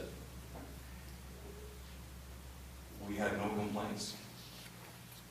Questions at the beginning, yeah, concern, but the commitment of the school and the team and the coaches to playing football and being 100% in.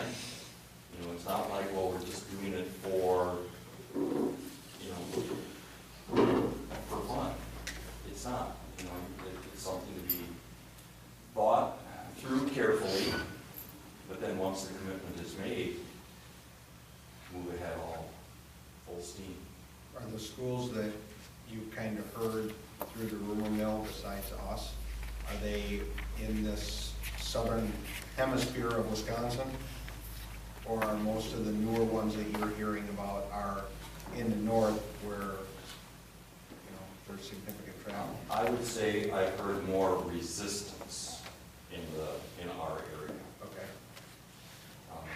We do know some schools that are like in the 19, 20 range that we scrimmaged and.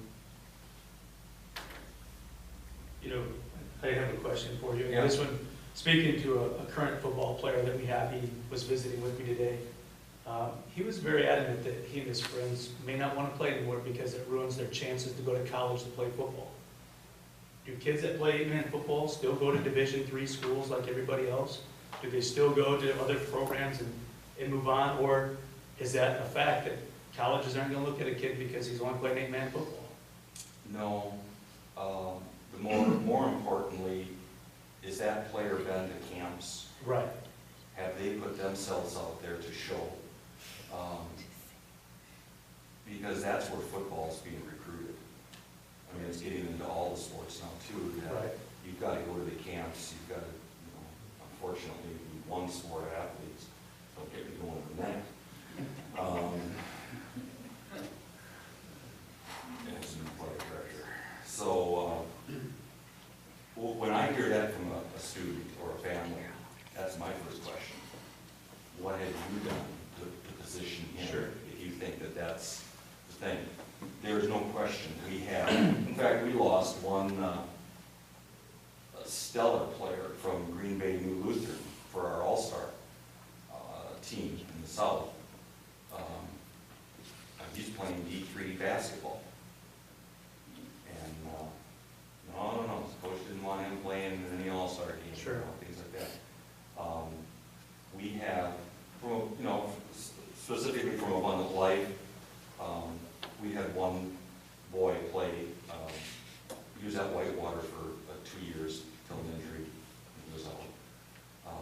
we haven't had players. Right. So the more important thing there is that if they're really that good, the coaches are gonna know that because they'll have seen them either on video, they'll be at their camp. It's not 8 players' fault, in my opinion. Right. How about D5 basketball? They go on to be a D1 college. High school athletics has to be about participation and you know, the dreams and goals up there, you can't stop them. My wife would tell me, well, what if Andy, my youngest, what if he really wants to play the violin? No, he wants to play sports. Fortunately, his first word was ball, so I was in a good position. But, and he was a very good athlete, but it was participating in 3 sports with us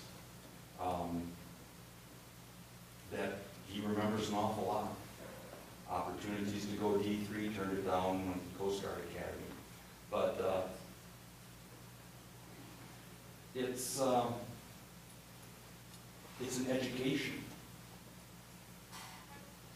8-player football is an opportunity. I mean, when I say education, it's the education of the players and the families to get them into it. Because once they're into it, we have had tremendous support. I got a question for you, Dave. Yeah. First of all, thanks for coming. I've had the opportunity to speak with your head coach on multiple occasions. Oh, okay. So, I agree with everything you said. In fact, Coach and I went to the All-Star game in Middleton, and I think we both agree that it didn't look any different to us other than the field was 16 yards narrower and 3 less people. But it was interesting because we did take the opportunity to talk with some parents that were pretty crazy next to us ringing cowbells, and they said it was the best decision their district ever made. So, you know, I think you're right. I think people have to understand that football's football, they're still blocking and tackling, no different than 11 man. Now, the question I had for you, I'm not so concerned about enrollment, but what were your program participation numbers in 2009 that caused you to go? And did you say you dropped? Was there a certain threshold that you looked at, or you said you had talked to Coach Martinez and said we can't do it next year? What was that critical number for you? We had seniors that were graduating, and we had freshmen that we knew were leaving. And, you know, I don't remember it being a specific number until, you know, when you got 11 players, or you have to put 11 players on the field, when it comes practice time, what would you like to have to practice against? You know what you're talking about? And so it's, I believe that at the time, we probably only had 11, I think. And that's when we started then talking to St. Ambrose Academy. We first got a call from a homeschool parent, and obviously we couldn't use homeschool. But the first year we had 8-player football, the WIA didn't know what to do with us. We were in a sense a club sport.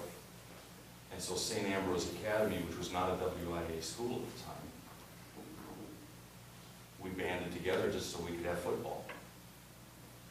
Then they became a WIA member and everything all smooth after that. But it was at first, our program would have died without having St. Ambrose to come along with us. And so we were probably right at that 11, 10. It was killing the program or do something different. So when we had our 9, and I think St. Ambrose had 3 or 4, I think we had 12 or 13 that first year. Now, we were fortunate that we had some skilled players. They could play both ways. We had enough size that we could even compete then against the Cambria Friesland, who we played that year, Cambria Friesland, Johnson Creek, and Williams Bay. So those were our trailway schools that agreed to play with us. And like I say, we played Stockbridge 3 times, so that was 6. We played Maranatha. So we had 8 games that year, and it's going to death. And so we, like I say, we put that together. So then the next year,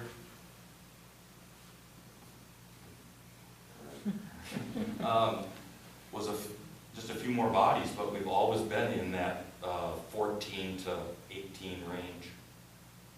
Like I say, this year we hit 19. I noticed too, there's a few schools in the north that have, I think the biggest school I saw had about 204 students, and that was, I don't remember who that was. Solon Springs. Is that what it was? And again, that's part of the Lakeland Conference, so that's when they made that shift of all the smaller schools. We're gonna go that way. I've gotten a few calls from other programs too there, Milwaukee area, Both Christians of the world and others. I, like Tom, am curious as to see, it'd be nice to have some idea if that 30 threshold was to be reached. I think it may make some decisions easier, I don't know. Well, I appreciate hearing it. Thank you. Yeah. What does Alex think? Yeah. I'm not sure.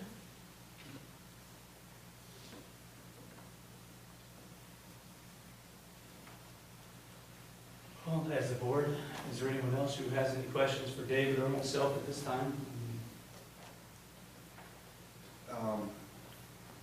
Do you want, Rich, do you want questions for our next board meeting, or like if they're not specific to 8-man, do you want those now? Do you want us to get them to you?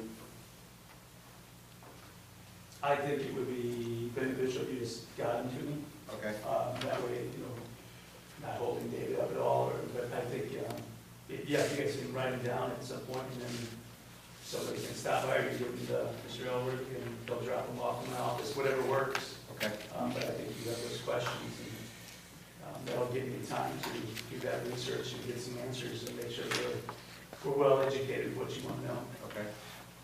This is the last question. I think I don't know if it was answered before, but say they got 30 teams, WIA sanctions it, still the 200 limit? That's what they've said, but I think we would like to pressure as much as we can to make it divisional then. Thank you. Yeah, I was gonna say, I think the 200 limit was, I think Wade had told me at that point it's dropped for that, you've reverted to playoff, right? Right, that's what he explained to me on the phone. Yeah, it would be, it would be the playoff, so there wouldn't be a limit. Okay. But why don't we confirm that? Right, and that could be one of the questions that we confirm, that we make sure we ask that with Wade and get an email or something back from him. Well, thank you for your time, and I know what, like I say, the emotional part of it is tough, and yet once we made the decision, and we just kept talking about it and showing it, it's paid off for us. We were able to maintain the program and expand it to the state here too. How many students, just a quick, how many students do you have in your high school? We have 74. Now, when we co-op or try-out here, I'm not exactly sure what that number is. I mean, I would say probably next year, our 3-year average will probably be under 200, but when we put Country Day and St. Ambrose and us together, but try-outing is, that was another way we talked about it. People said, well, why can't we co-op then? I said, with who? Well, Monona Grove, they're just right over there. Yeah, right. Well, Fallon's just the next street over. No. Deerfield, there wasn't anybody that, they think, okay, we're in the metropolitan area, but we're like out in the middle of the country as far as our school, so it's. Should have looked west. Just saying. Yeah. Co-ops bring another factor into the whole situation, and quite frankly, I've appreciate the cooperation of the other schools and such, but as soon as I could be my own program in football, we would certainly be, I could just keep it. Like I say, if we could be 11, we'll be 11 someday too. You gotta have the numbers. Thank you very much. Thank you. Thank you very much. I'll walk out with you. Thank you. Thank you, coaches. Yeah, thank you. 2 years.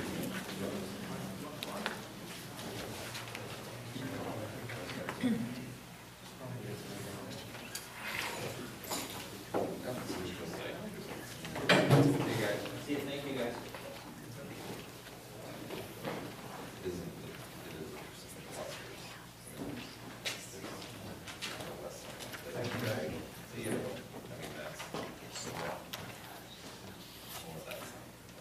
So, after hearing the 8-man discussion, I don't, I think there may still be some other options out there. Something that I'm going to, I guess here's what I would say. For any board member that has questions, either get them to myself or Mark to direct towards Rich, and we'll get answers hopefully by the next board meeting, where we'll discuss football again. One of my questions is, how easy would it be to possibly change conferences to get us into a conference that had more division, say Division 5 I can schools? answer that right now. It's a 2 to 3 year process. Yeah. And you require your petition, and that's really a question for Rich to answer. Right. Answer that quick. That's a 2 to 3 year process. Yeah. And then do we have to switch all of our sports? Well, the WIA prefers that you have, But they have a football-only conference, don't they? not that I'm aware of. I'll ask Rich to look at it. No, I'm not aware. Well, and these are questions we can send to you and you can, Yeah, the only time that they've allowed conferences, to my knowledge, to go outside of it is if they don't offer a sport, such as soccer. So, this is where you see it, soccer, tennis, swimming. Those are the sports, or gymnastics, where the current conference doesn't offer it. That's where they've made exceptions. and then, I'm not holding my breath by any stretch of the imagination or even have that much of a glimmer of hope, but Barneville's contract does end after the next football season. And just to give some of you guys some numbers, there is, I believe, 23 kids on our current roster. Next year, I think it dropped to 22, and next year, we will be losing only 3 players, 3 seniors, that are on the current roster that are able to play, that are on injured reserve. So we're losing 3 kids, and while I don't like to say this, the rumor mill is that we're picking up some from current classes and current high school classes, and that there's going to be like 10 kids from 8th grade coming up, which, let's, I think most freshmen are not ready to play at this level. I think the biggest thing is we have to decide what the numbers are that we're counting. Yeah, And currently, I think we have to also just say how many 8th graders are playing this year, yeah. which is. I think it's 10. I heard 9 Okay. Yeah. And I think as we look forward, we have to identify what numbers we're picking. And the other thing that you've got, that we need to look at is, the junior class this year is 10 out of the 22 kids that we've got on. So what we need to look at next year, we also need to look at the year beyond that, because you're going to be losing half of your football team. So, if the 8th grade class truly is a 10, say a 10-person, that'll help keep that going, as you got one leaving, you've got one that's going to be a sophomore to replace it. But these are all things that we need to look at and before we make a decision. And like I said, you know, I don't know what Barnville plan is, but their contract ends at the end of next football season. So, if that was still going to be something, I guess I would kind of press them to say, what's your plans for after the contract is up? They didn't give you any hints or anything when you met with them previously? All that was really said is we have a current contract and we're going to honor it. And that was kind of where the So some community representatives may have suggested otherwise. Yeah. They're open to future conversations, but there was no commitment to say, or there wasn't a statement, talk to us in 2 years. Well, we don't. No, as far as committing right now, Oh. because they got the contract, they gotta deal with, we got players to deal with, the politics of it, so I wouldn't expect it to say that. Yeah. So those are all questions we have to answer. Currently, right now, we're Division 6, correct, in football? I show up at the games. Yeah, I believe, I believe we're Division 6 in football. Oh, 7. Yes, and in our capital conference, we are playing a lot of D4 schools, and I think there's a couple of D5 schools that we play. My biggest thing, you know, and I've been watching, this is Patrick's 3rd year where I've really been paying really super close attention to football, other than just coming out to watch the games. And I'll tell you, you know, I looked at last Friday's game against Waterloo, and yeah, we got beat 40-something to 15, 40, what was it, 49ers? And it doesn't matter, 40-something to 15. But yet, we were, even though the score doesn't say it, we were very competitive in that game. We gave up 13 points in the first minute over errors, a fumble, and a botched kickoff return. So we put them on the 20-yard line twice in a row. So we gave up 13 points in 1 minute. Other than that, other than like overthrown passes, dropped balls, things like that, we were ultra competitive in that game. So, and they're not the strongest one in the Capital Conference in the South by any stretch of the imagination, but they are a very good football team. And it just goes to show you with 23 kids, 22 kids, we were competitive in that game. So, I mean, those are also things that we need to look at. And next year, by only losing 3 kids, if anybody does come up from, that would be a junior, that isn't playing this year, we pick up 3, we're right where we are right now. So, those are all things that I want everybody to kind of think about. And if you have the questions, please get them to Mark or myself, and we will get them to Rich so that he can have answers for us. I would hope that you would get me or Mark the questions in the next day or 2, just to give Rich the most amount of time to research them. So, any other discussion on the topic? Okay. Moving on, personnel. Do I have a motion to hire Scott Jones as high school drama co-curricular advisor for the 14-15 school year with an appointment of $1,500? Do I have a second? Second. Thank you. Any discussion? Jim? Yes. James? Yes. Sandy? Yes. Jeff? Kim? Yes. Isaiah? And I'll vote yes as well. Donation, do I have a motion to accept the following donations with a huge thank you from the Wisconsinites PTO for $925 for the IXL annual license for Mazo, $1320 for the accelerated reader annual license for Black Earth, and $58.50 for grade level field trips for the 14-15 school year. Do I have a second? I'll second. Thank you. Discussion? Again, a huge thank you goes out to the PTO as they continue to support us very well. Jim? Yes. James? Yes. Sandy? Yes. Jeff? Kim? Yes. Isaiah? Yes. And I will vote yes as well. We have a motion to accept the donation of $605.73 to the middle high school from Target as a part of the Take Charge of Education program. Do I have a second? Second. Thank you. Discussion.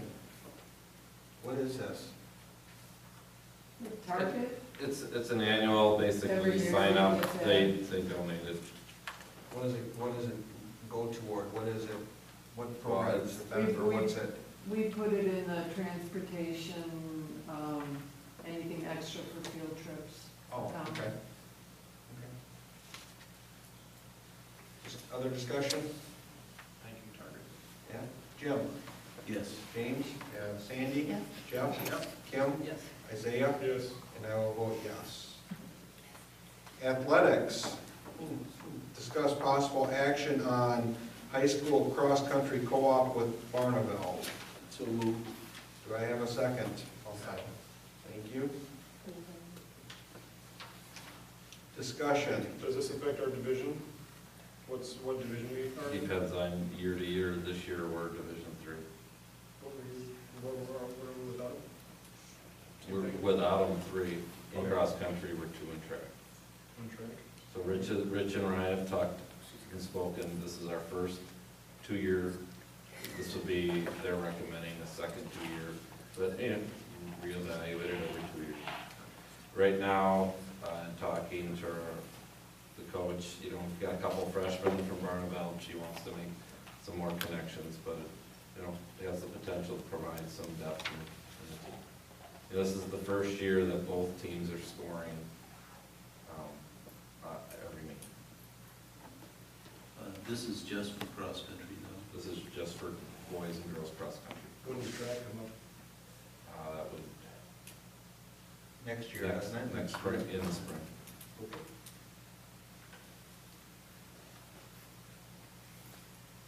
Any other discussion?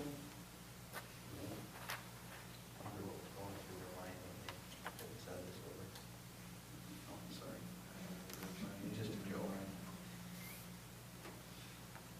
Jim? Yes. James? Yes. Sandy? Yes. Jeff? Yep. Kim? Yes. Isaiah?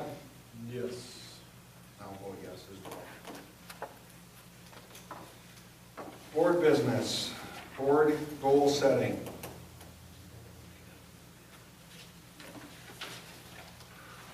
Discussion. Goals.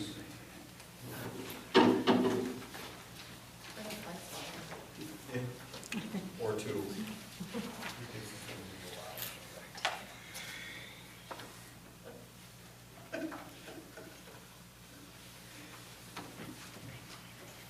So, what is the board's pleasure on this, and what do we want to accomplish? When everybody speak up at once. The report card came in pretty good. I read the email, right? Correct, yes. All 4 of our, I didn't forget that in my report, but yes, all 4 schools for the first time exceeded expectations. The district also exceeded expectations. Well, Took some of my thunder out on that part of it. well, there's growth. I mean, we're Oh, yeah. 73.9 is 0.9 above. I mean, and as there will be growth measurements at the high school with the ACT and the ACT Aspire, those are things we're gonna need to plan for. But, there's other districts that are trumpeting, everybody's exceeds it, significantly exceeds expectations.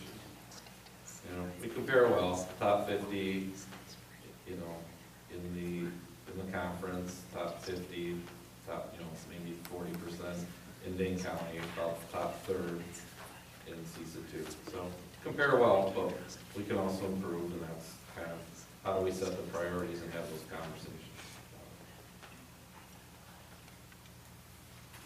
That would be our next meeting. What kind of growth do we want in our?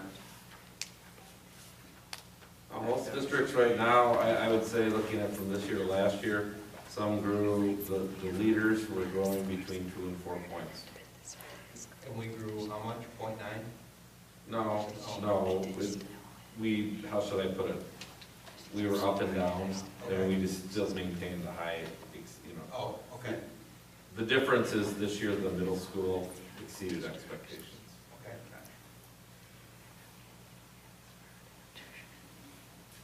We've had 2 schools over 80, we have one just under 80 and one over 80 this year.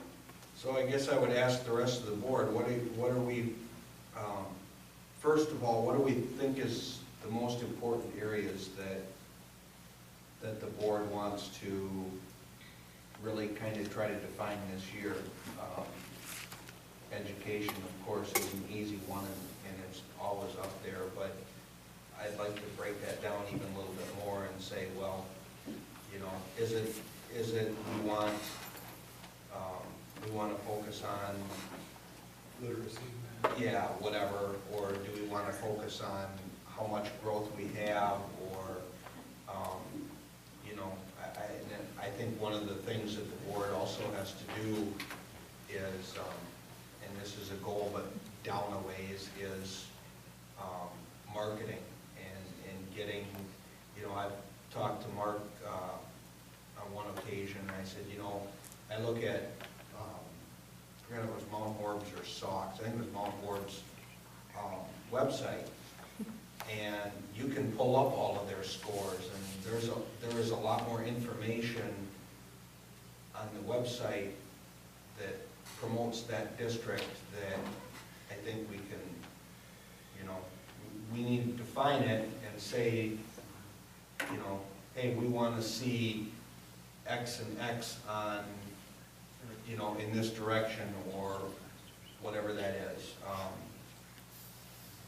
So I think marketing our school, because we do have a lot of advantages out here that a lot of people don't know about, I think that's one of the things we need to do. Other things. How would you measure that? Yeah. Well, I don't know. I mean, I'm just bringing up some topics, and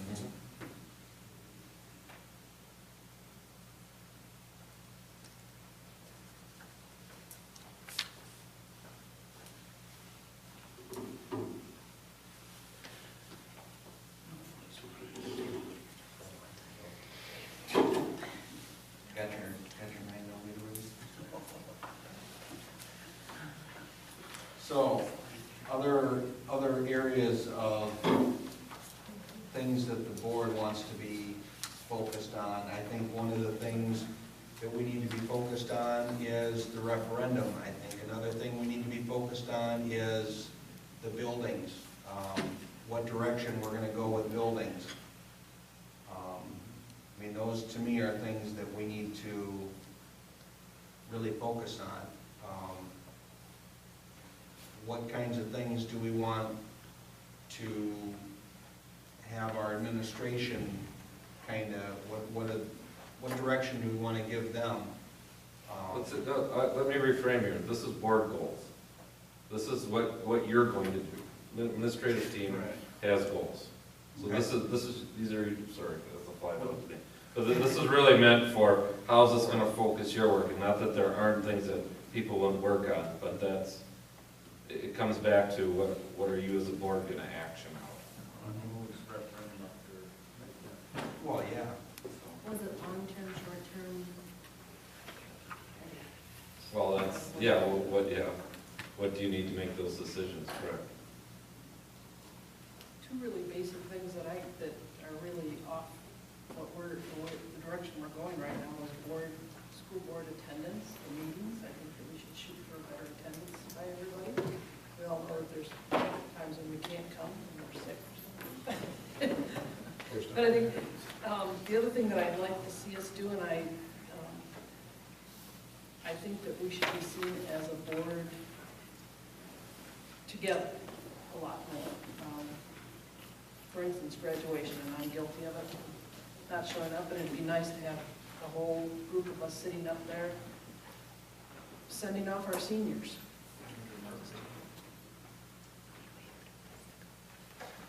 Just being more of a whole than bits and pieces.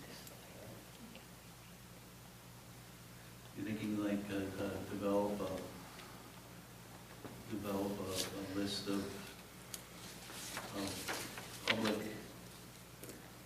gatherings where it's important that board members are there, something like that. And I don't know if we need graduation to- would be just one of. Graduation is just one that's pretty important right off the top. That, I appreciate that goal too. I think that if there's I have not attended any graduation since my kids graduated. And the reason was always because I would give up my seat for the grandmother who didn't have a seat. But those were when we were graduating, 80 kids. And now there's room. I was there this past year. I didn't want to sit in front. But, Yeah, there is but it seats for every board There member. is seats No, up there for all of us, so. Yeah.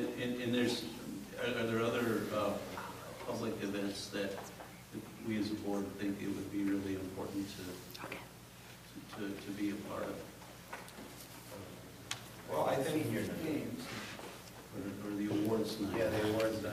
I mean, I was at the awards night last year, I think you were there, and I did have parents that said that they appreciated me being there. And it was nice to see the kids getting home to get awards. Maybe that's what we do, is develop a list of those events that we feel is important. And you don't have to make, I don't think you have to make every one. If we had, say, 10, for instance, if we had 10 things, I mean, if every board member made 6 or 7 of them, I think that, you know, make an effort. I know I don't always try to make other sporting events other than football, and I don't have kids involved in the program, in other programs, but I do try to pop out for at least a basketball game or two, and you know, I think it's important to at least make 1 or 2 events, sporting events of each sport. And I'm as guilty as anybody of not doing that, so. Maybe increase visibility of the board at school events. Maybe Yeah. make it as simple as that, Yeah. as a goal. Going along with hand in hand, what about also maybe having again, I know we had the climate and culture meeting and stuff, and we had, keep up our meeting with our staff. You know, I call it climate and culture, that's what we had at that point. But the meeting confers and stuff, like the handbook set up a set time, like I said, I personally think, in April, May, and then, we make the changes and the handbook's set for the next year. Make that a consistent priority at that time. That way the staff knows, the board knows, the administration knows, this is the handbook for that year. Or whatever at that point. Mark, is there a push to continue those meetings through 2014? The meet and confers, absolutely. Yeah, okay. And we talked about doing one, when, sometime in November, December, maybe January. I mean, just, that we kind of talked about in June, sometime late fall or, sometime in winter, but yes. I think that's a small enough goal that we can attain and achieve and improve on. And it certainly would be measurable. And measurable. And if you're going to do that, maybe you could adjust times. Yeah, don't make it at 3:30. That's really tough. Yeah. Well, Oh, the meet and confers were like 6:30. Right, Yeah, maybe some they were all- that we wouldn't be able to attend. Right. Maybe other board members would be able to attend. Right. Oh, you're talking about climate and culture was at 3:30. I was talking And that about- was following, I believe, wasn't that following Early release. early release dates Yeah. and programs there when the staff was here, so. Yeah. That, you can understand that, but the meeting first, I think they were all in the meetings Were they? that I remember of, yeah. What do you have there, Tom, so far? Referendum being seen at events, meeting with staff. Setting up a schedule for meeting with the staff. So it's something, like you said, we can measure. So the meet and confers, There you go. Jeff, the meet and confers. Yeah, we should- well, whatever you want to call it. Yeah. But I think we should know, I mean, I just asked these, they didn't know, Didn't know what. you know, when they were, what they were. Was it just a personnel committee type thing, the meeting conference? No. Everybody We had done it both ways. Yeah, we did. Yeah, we did. Oh, okay. And we have an. That might have been prior, either. Okay.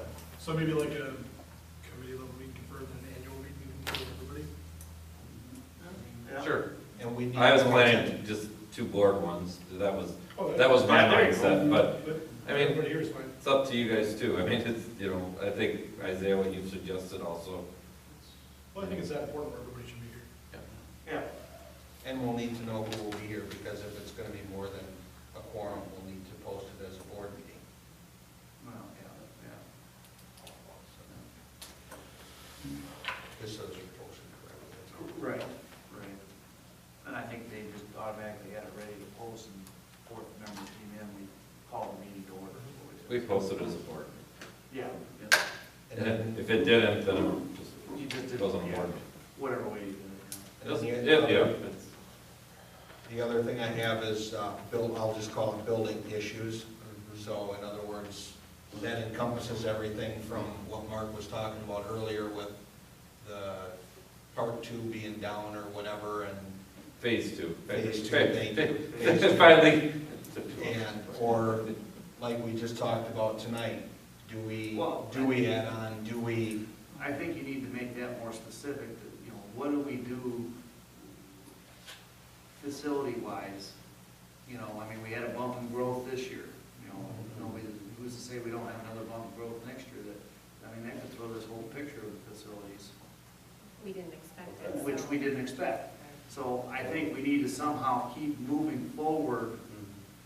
I kind of like what Kramer's were saying with the budgets and stuff like that, so that we can keep tabs somewhat and estimates of what it's gonna take, and look at the various scenarios. Do we identify the 2 grade schools to renovate, or do we put it one site, and we come up with another, a 4th site, a 4th idea, you know, of building a new high school? So, you know, somehow we need to keep that in front of us and still moving forward, not let it die, you know, because of lack of attention. So do you want to say, continue to have a proactive approach to building Facilities, or facility, Continue to gather information regarding our facilities and future needs. there you go. Does that sound? Well, I can't say that again. and here's, Watch the tape. We will, I if think we watch you've the read tape. It's probably written. and I'll tell you guys what, Isaiah brought up a very good point. You know, we were talking with HRS, putting on a gym and selling our 2 buildings and getting rid of 2 gyms for one. Now all of a sudden, we go from 4 gyms down to 3, and we're having issues already with 4 gyms. But who wants to spend an extra I guess $3 million? I'd like for gyms? to curtail a little bit of that, because prior to last year, we didn't have problems Right. running. We ran 3 gyms. I think that's something we can. Yeah. It's management. It's more. It's the involved. schedule. It's certainly take up a lot. It's management. Yes, time it management. is right now, but it doesn't have to. It's time management. Yeah, it's time management. So, but I think we need to keep that moving forward, because we do have 2 very aging facilities, as Mark just pointed out, the HVAC system going down. Well, as soon as you guys are ready to put it on the ballot, I'll be ready to. Well, this is the start of it. That's 4 goals, I think that's probably. That's plenty there. Yeah. Yeah. And we could, Yeah. Should we cut it back to 3? I'll wordsmith what you've talked about. Okay. I got an idea. but- Okay. clear enough? I'm pretty good. Yep. Okay. Okay. Dale will help me. Sure. I saw him up there, he was writing everyone Yeah. down word for word, including what Jim said. You thought Dale Can you Green. read that I meant back to us, Blake. Dale? Yeah, Dale. Either one, either one. Yeah. Okay, that's enough discussion for tonight, don't you all think?